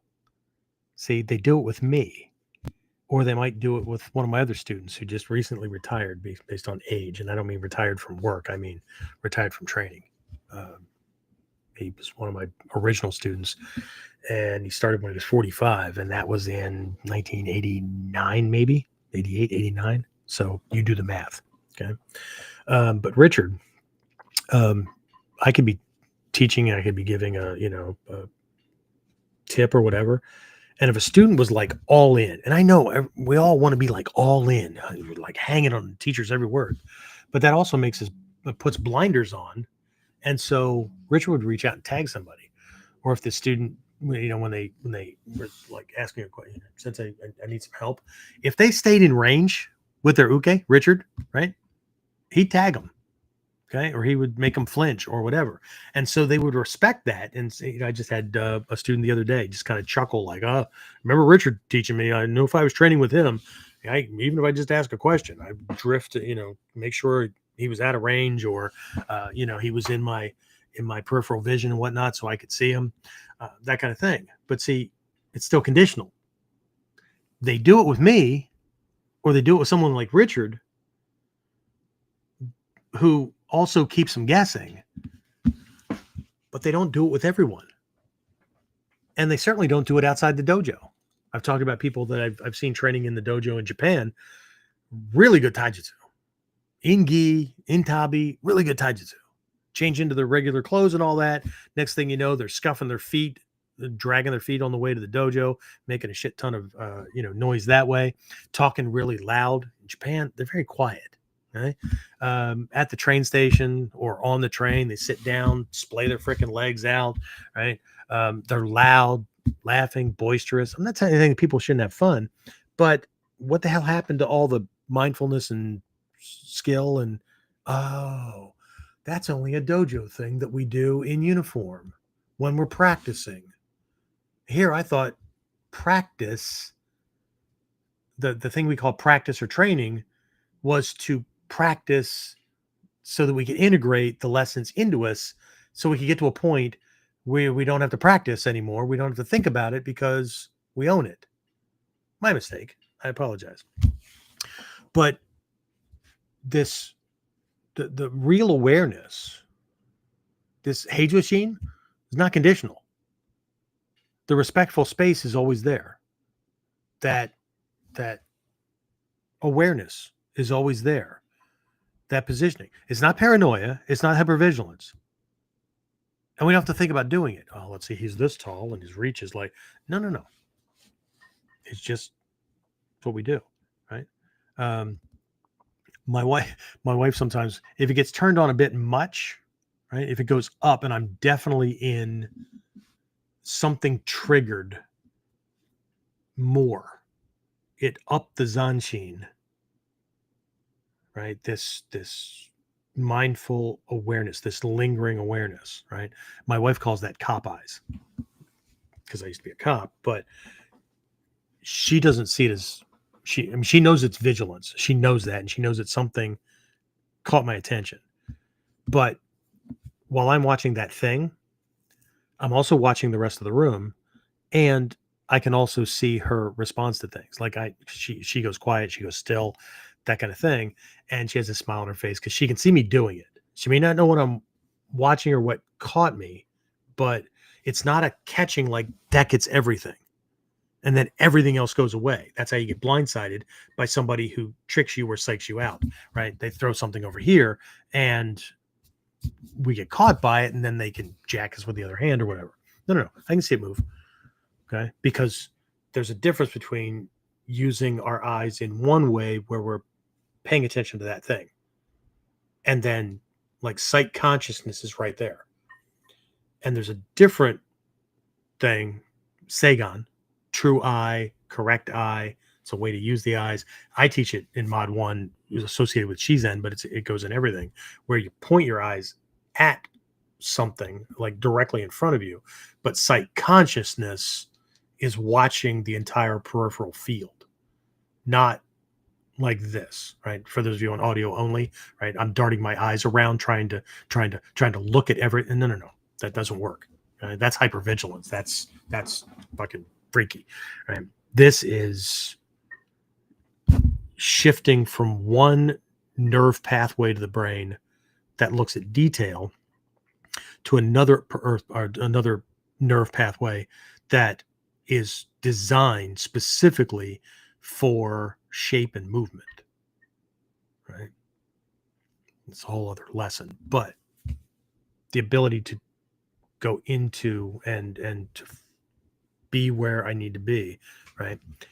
Not remembering, not staring, not, again, eyes darting all over the place, right? That's not Heijōshin, okay? This isn't something that you turn on for certain people or in certain circumstances because it's already high risk or whatever. It's something that you live. It becomes so much a part of who you are that you can't not doing it. You can't not do it. Okay. That's Heijōshin. You cannot not do it. It's no longer something that you do because you learned it. It's so much a part of who you are that you can't not do it. Okay. We don't do Kamai. We don't do Ichimonji. We become Ichimonji. Okay. It's just like we don't think about stopping the car. We don't think about braking the car. We just brake. We make the car slow down. The muscles fire, the foot moves, all that kind of stuff. We're not thinking about braking the car. We're thinking about shit, slow down. But we're not the car. See, Zen. Okay. Being one with the car. We don't have to think about it. We don't think about adjusting to stay between the lines and all that. We just correct. Right? But we don't even think about correcting. We just do it. I need to move. I need to move over here. Not I need to steer the car to move it closer to one line and away from another. Okay? When we can make our martial skills as ordinary and mundane feeling as everything else, when we make the extraordinary, the superordinary, right, become just like everything else, right, then you will have arrived, so to speak. Okay. So this is a state. This is not one that you turn on or off. Okay. So again, if we were to apply this Heijōshin in action, if we look at it from a combat perspective, right, we're scanning surroundings, we're anticipating certain things, or we're reading his body language and all that without conscious effort. We scan him, right? We watch and we see where the hands are and all that. That tells us certain things, but we're not going, okay, he's got his hands this way, so he's probably a Roman, or like a Western boxer, or he's got his hands like this, so he's probably Muay Thai. No.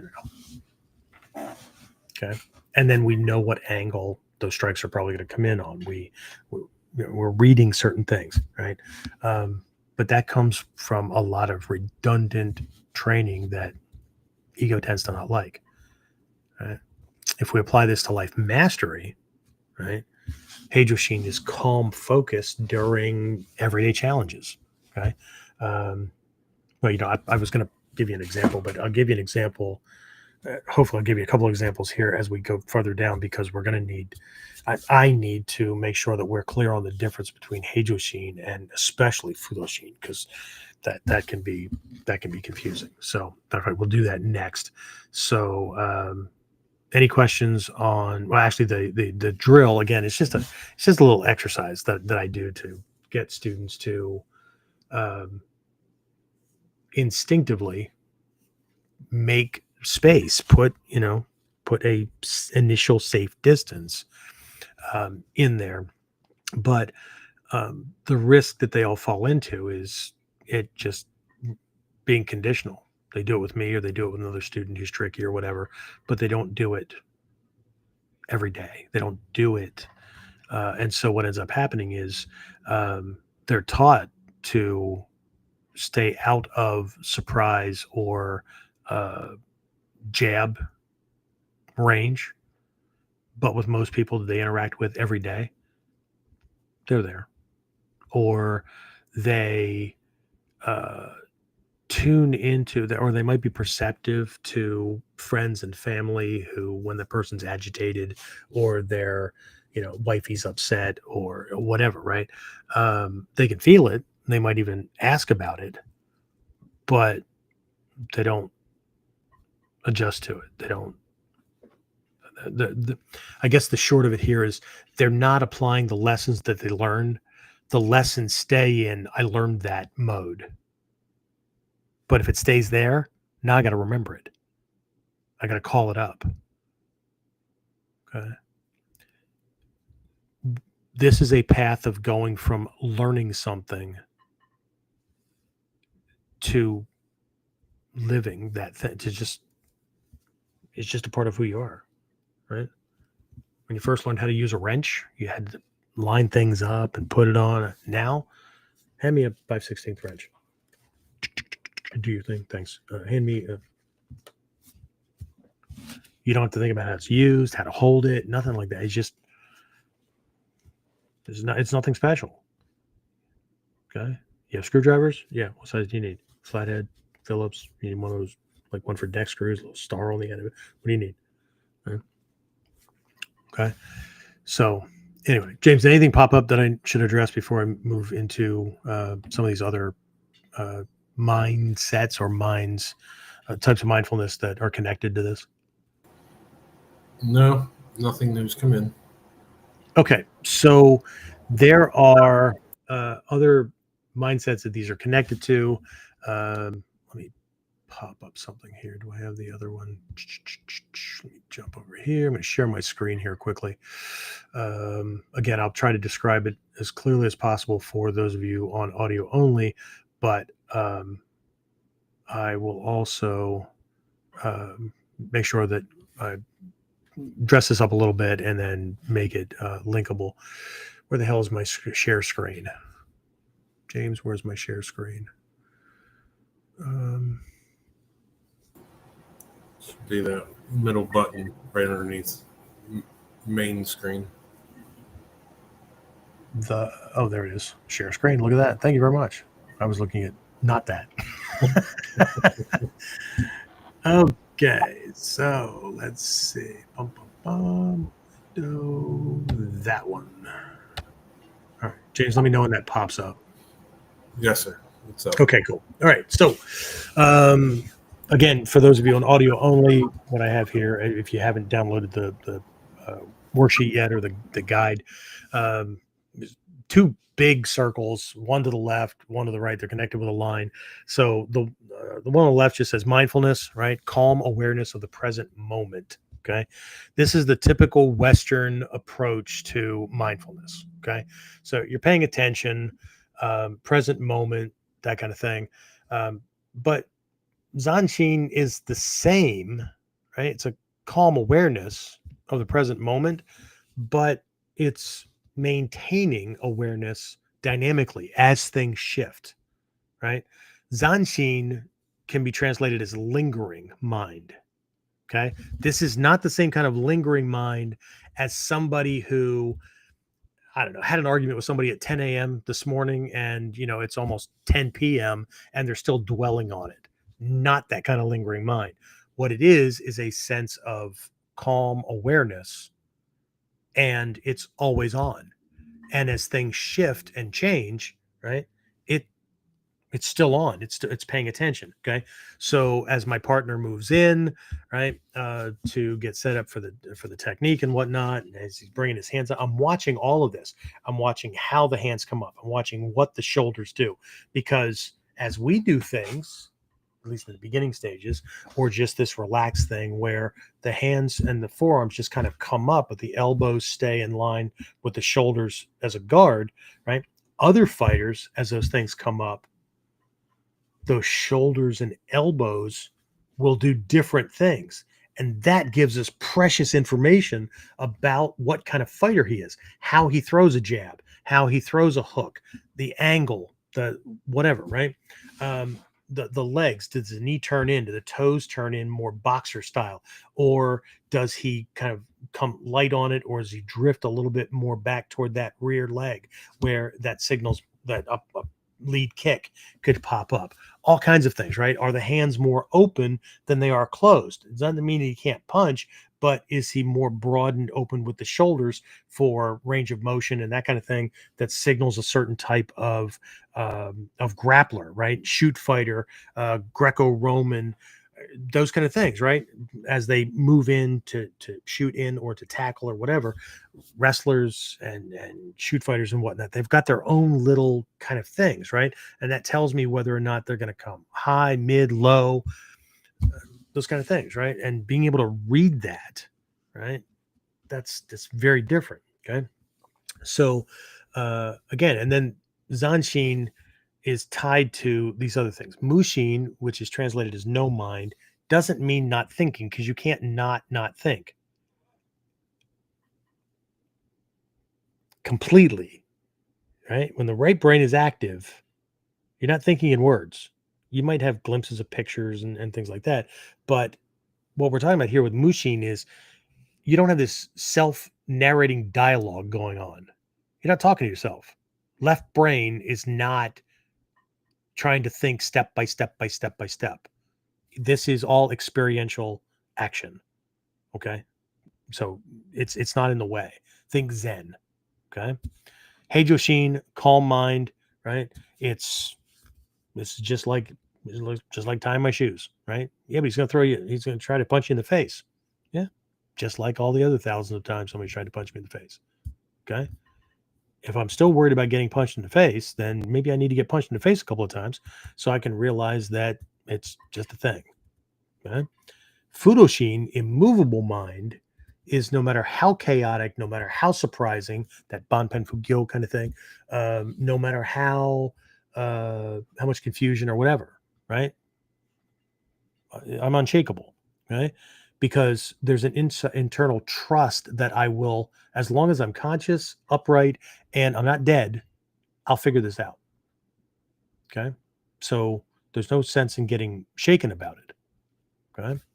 So these are the four minds: Zanshin, Mushin, Heijōshin, Fudoshin, that I'll be going into a little bit as far as there's a wellness kind of aspect and whatnot to my Syracuse seminar for anybody's going to be in for that. But I'll be discussing these during the fall camp a little bit as well. Okay, let me get back over to my other notes before I lose myself. There we go. Okay, there is another one that you'll hear, and it's actually in the title of the book, right? Seishin. Seishin is correct mind, right?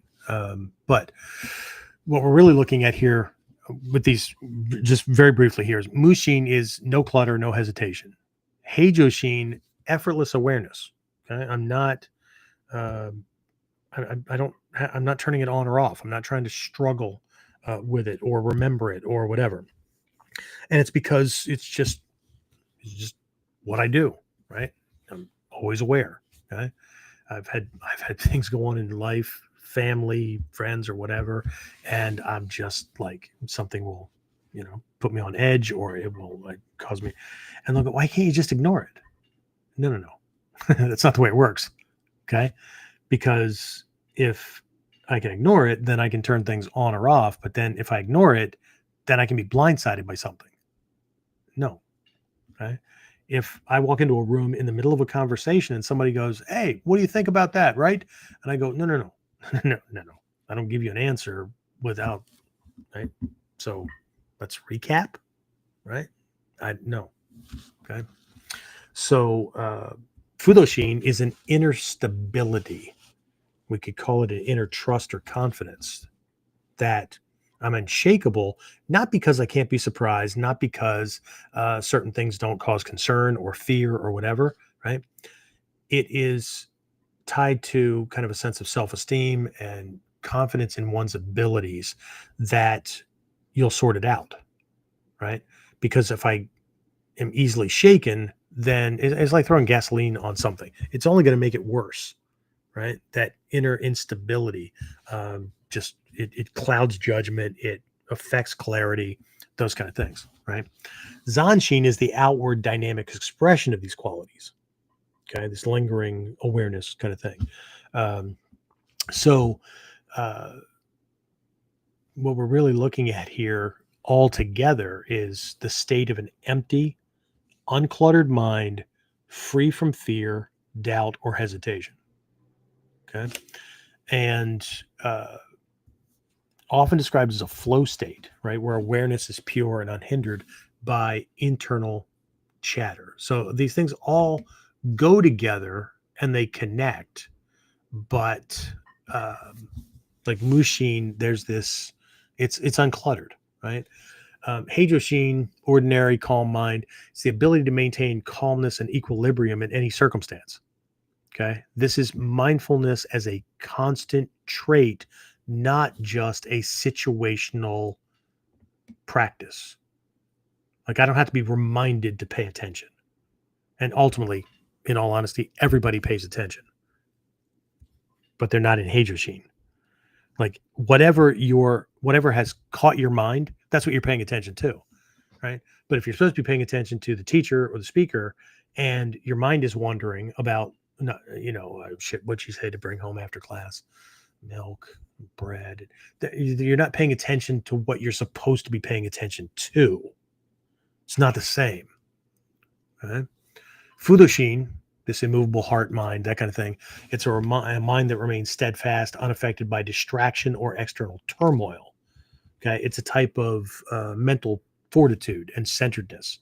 Okay, again, important for both combat and daily life. Right, Seishin of Seishin Teki Kyoyo. Right, it's usually used as compound terms like that. Okay, Seishin Teki Kyoyo means spiritual refinement, personal development, clarity, that kind of thing. Right, it's not directly mindfulness per se.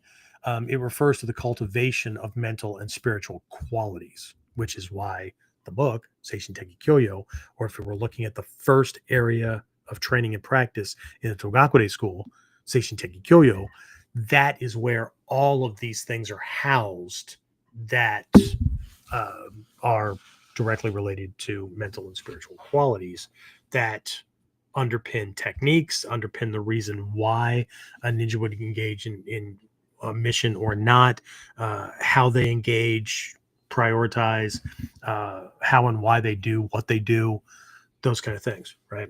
So, again, there's a connection. I'll make sure everybody gets the worksheet and whatnot. Okay, so but the confusion can be again between Heijōshin and Fudoshin because they can both be translated, and you'll often see English translations that make them sound the same.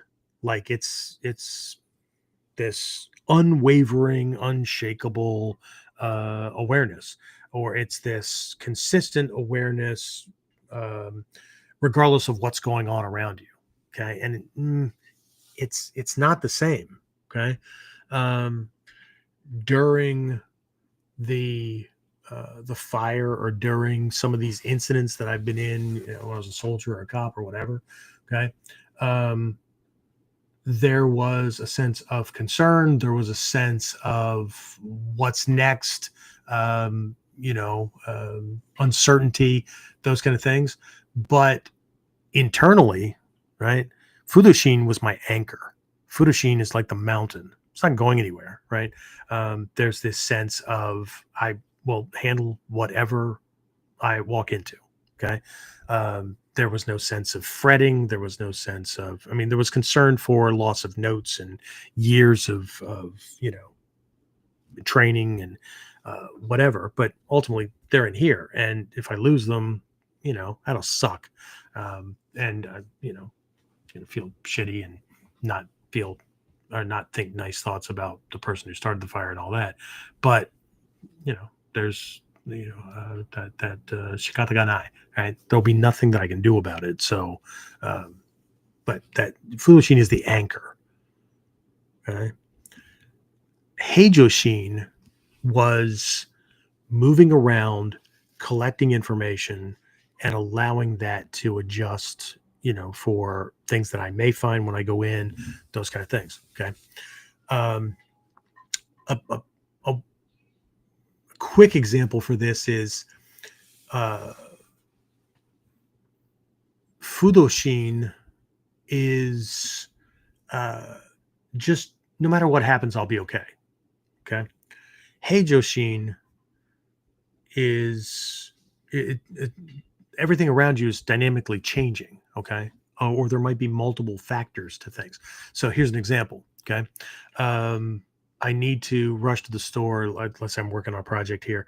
Need to rush to the store and grab something, right? So I grab my keys. I walk to the car. So I've grabbed my keys. I've opened and closed 2 doors to get out of my house, traversed a walkway. I'm walking to my car. There's some steps to navigate. Go to the car, open the door, climb into the car, close the door, start the car, drive to the store, buy the thing or whatever, right? But like my wife could have called, or there could have been, a bee that flew by that I kind of kind of shushed away or whatever, right? And I'm keeping this thing in mind that I need to finish or whatever. But like walking to the car, getting into the car, starting the car, driving those are like everyday things. That's not a big deal, right? The importance is in holding my mindset on the thing that is important at the moment. Okay. That is Zanshin, because that's what's important. That's an outward dynamic, that thing, right? What deserves my attention in the moment right now? Like I don't need to think about how to drive the car. I don't think I have to think about opening the door, house door, car door, whatever, traversing steps. Not a big deal. Okay. So Fudo-shin is like, I don't know where the thing is in the store or whatever. It's not going to shake me, right? Heijōshin is going to move me through all those things, and Fudo-shin is just I'm in problem solving mode, right? There's no panic, no whatever, and those things aren't going to help anyway. Okay? So when I do a recap on these things, I'll throw some other insights out and whatnot. So let me just throw a couple of other things on here because we're past the 2-hour mark. Just a quick thing on why students plateau and how Heijōshin fixes it. Okay, so I mentioned this very, very early on, right? A common pitfall for a lot of students is stopping at technique accumulation. They learned it, so they confuse that with knowing it, and further confuse that with being able to apply it under pressure when their life's on the line in a real situation, right? So they stop at technique accumulation. Okay. Heijōshin within the tight end realm, the physical development realm of the skill, doesn't stop until we are at unconscious competency. And you won't know that you're there unless your skill gets pressure tested. And what that means is somebody does something unexpected, or you're put into a situation where the last thing you were thinking about was taijutsu, and somebody either startles you or you slip or whatever, and that skill comes out. You didn't have time to think about it. You were still thinking, oh shit, or whatever. And next thing you know, you're back on your feet, or you're in ichimonji and you realize, oh shit. And when students do that in the dojo and there's that crowning moment, right? They'll walk around like, holy shit, I didn't even think about doing that. And like, where'd that come from? And what usually happens in moments like that is the people that have been there and already have it will look at them like they're nuts. Like, yeah, And the students that aren't there yet and don't know what they're looking for will look at them like, what? Okay. How'd you do it? Whatever. Right. So the group that gets it and the group that doesn't get it, they're having different responses, but in either case, the student has a short-lived victory, right? They've got it on the inside, like, oh, that was good, right? But what they should recognize, like the first time I whipped a mushadori on somebody that was trying to clock me, and I whipped it on and didn't even think about the fact that I did it without thinking or anything, that it was integrated in and it was all unconscious until I was 10, 15 steps away, out another door, down some steps, and thought, holy shit, and had one of those little yes moments. And then like it was short-lived because then I'm trying to dissect, like, how the hell could I not know how to, right? Because I was in the middle of this thing, right?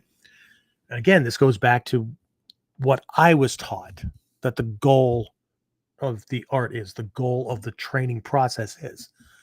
And the goal is becoming the art, becoming a living, walking, talking example of these lessons, not a freaking card catalog, not somebody who can regurgitate them. Hey, sensei, what's that technique called that we did last week? I don't know. Shit, let me go look at my lesson plan. What do you mean? You don't know what you taught last week? Dude, I taught freaking 8 classes between then and now. Sometimes I just like grab a technique or a lesson, or I did a henka of one or whatever, because I needed to convey something and whatever. Okay. If you think that like I have memorized name, meaning, and step by step of all techniques on all scrolls in all the lineages and their variations, you're on crack. Okay. So that's part of the transcendence, right? But if I need a technique for a given seminar or whatever, I can go to the notebooks, go to the folders, and because I know in the ballpark of where I want to go. And so, but I also know that students are in accumulation mode or are in a training phase where that name is going to be helpful to anchor this one and not confuse it with this one over here. Like if we're working on the same strategy, right? We're ducking punches, looking for that opening, and then there's a distraction with a follow-up, but what I'm doing is I'm controlling where his mind goes, and then I'm going to counterattack on a different level, right? So there's a pocket of 4 of these. I think I mentioned this recently in a KUDEN. There's a pocket of 4 of these in the Shoden level of the Koto school. And in our mod 2, we use 3 of them. Okay. So there's Shiaku, Tangeki, and Kyogi. Essentially, their Kotsu, their essential nature is they are exactly the same thing, even though they look different. Okay. So they all lead off with 2 punches, 2 uke nagashi, technically, right?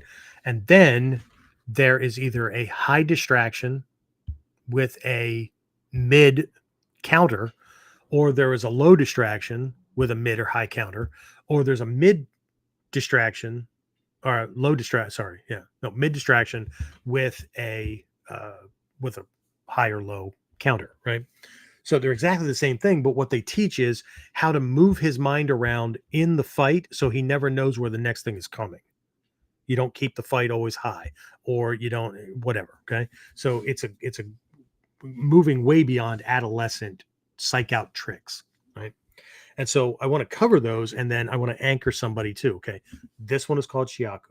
Yes, I want you to learn it this way, because if I want you to show me that, I want you to show me Shiaku. And then this is Tangeki, this is Kyogi.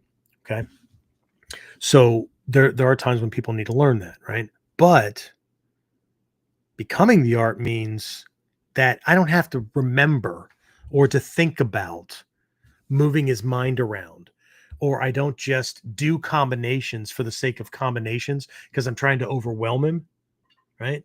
Yes, I do combinations. Yes, it overwhelms him. But what overwhelms him? The speed and finesse, or the fact that, like, he, right? It could be pressure. It could be whatever, but it could be, I'm doing hit and run stuff. I'm doing whatever. Okay. But am I manipulating where his consciousness is and what he needs to guard, right? Or am I trying to do like psych outs from over here? So no. These are all attacks. They all keep the pressure on, but they're grab feints or they're kick feints, right? Or there's an actual foot break or toe break, right? So it could be overt, could be a feint, could be whatever, but right. Becoming the art is you don't have to think about doing that. Okay. And again, tying back to the rank and belt fixation, right? If we're going to attain these levels of proficiency, right? This unconscious competency, hell, even conscious competency, right? On the stages of skill acquisition, training has to go beyond external motivators, whether that's a belt or a certificate or sensei. Oh, good technique, whatever, right? Again, this has to be the way we think all the time, not just in a self-defense situation, right? Balance is balance. Good taijutsu walking is good taijutsu walking, not just in a dojo, in tabi, in a fucking uniform. Okay. But if we're always separating it, if we act one way out in the world and we act one way in the dojo or when we're practicing and training, we're not practicing for integration. Ninja walking is what we freaking do all the time when we're walking. Right? Heijōshin, Zanshin, all these kind of things, these different types of awareness and mindset. That's what we're doing all the time.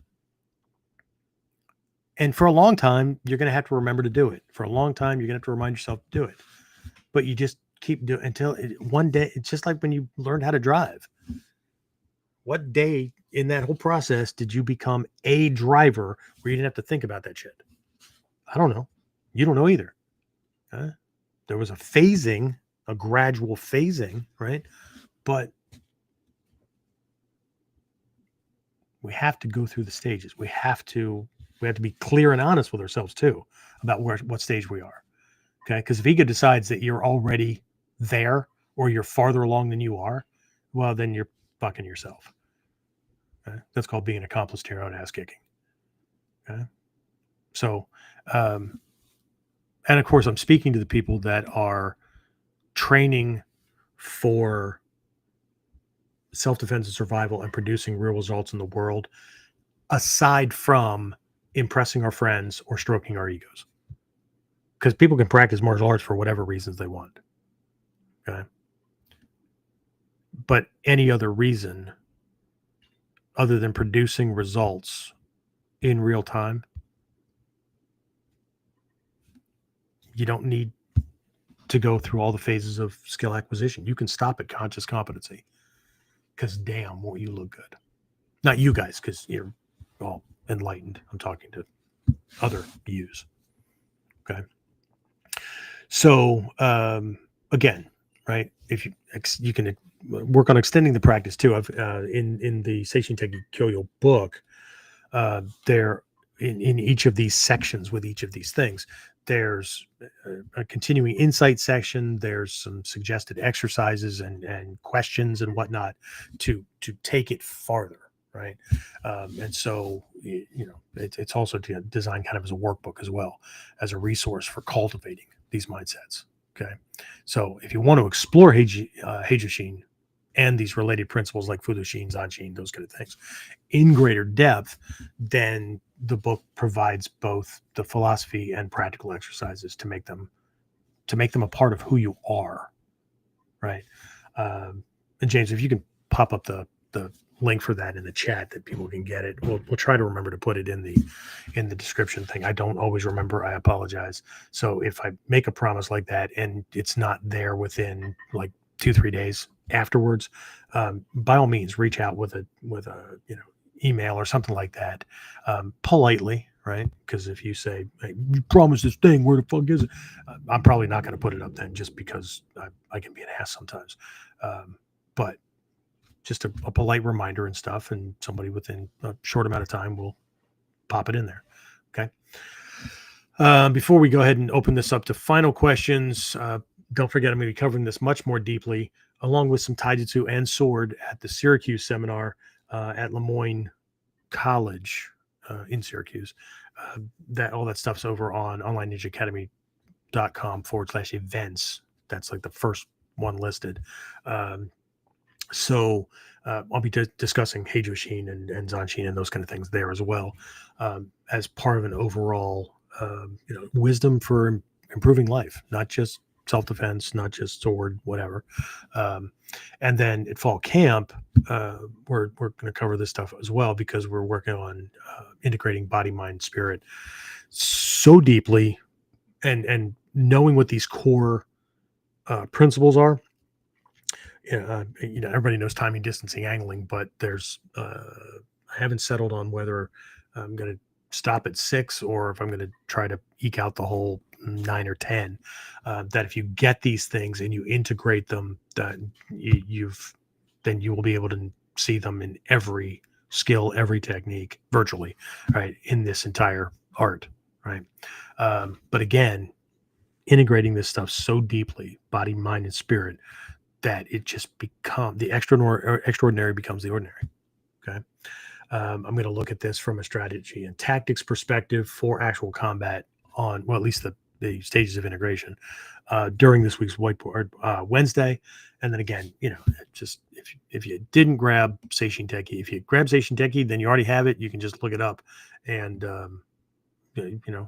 maybe dive into it a little bit more deeply than you might have originally. If you didn't grab it, well, then you got another chance. So there's that. All right, James, what do we have? Let's go ahead and wrap this up with any other questions, comments, complaints. Was this valuable to anybody? More than just, oh, that was interesting, Sensei. What are we doing next time? Okay. Yeah. Remember Ed Gruberman from that Canadian comedy group, The Frantics, right? Anybody look up Frantics or Ed Gruberman and Boot to the Head. There's a Boot to the Head skit they have. It's a parody on martial arts training. And this guy's, he's just, they just play him well. He's the goober that shows up for training and stuff, Ed Gruberman, before you learn combat, first you must learn patience. Patience, yeah. How long is that going to take? It's fucking hilarious. Anybody? Anything? No, I don't see anything. All right. Well, if you fell asleep, put your hand up. All right. So in that case, we'll go ahead and wrap this up. James, thanks a lot again. I appreciate it.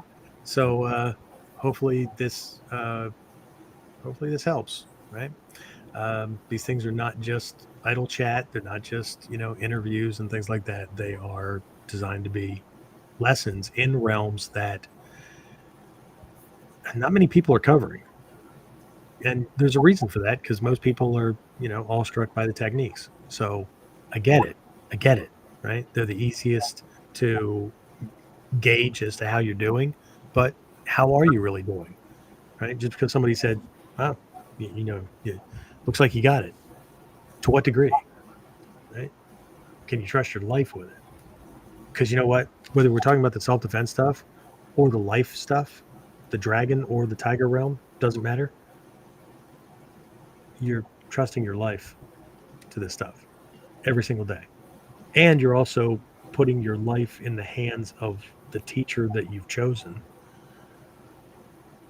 Okay. So in the words of many sages in many movies and many stories, choose wisely. Right? What's that one line from Indiana Jones and they were searching for the Holy Grail. Remember that? Mm-hmm.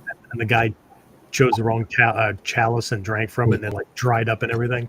And the knight just goes, he chose poorly. just like, that's Heijōshin right there. Like a combat hardened warrior. Everybody's freaking out because this guy's just like just aging to dust, and he just goes, he chose poorly. That's just nothing, man. There's not. That's Fudoshin. That's Heijōshin. This is just people die every day. Anyway, all right. So that's it. I'll talk to everybody next time on KUDEN. Get more of KUDEN Radio Subscribe through your favorite podcasting site or join our clan of serious modern warriors at onlineninjaacademy.com.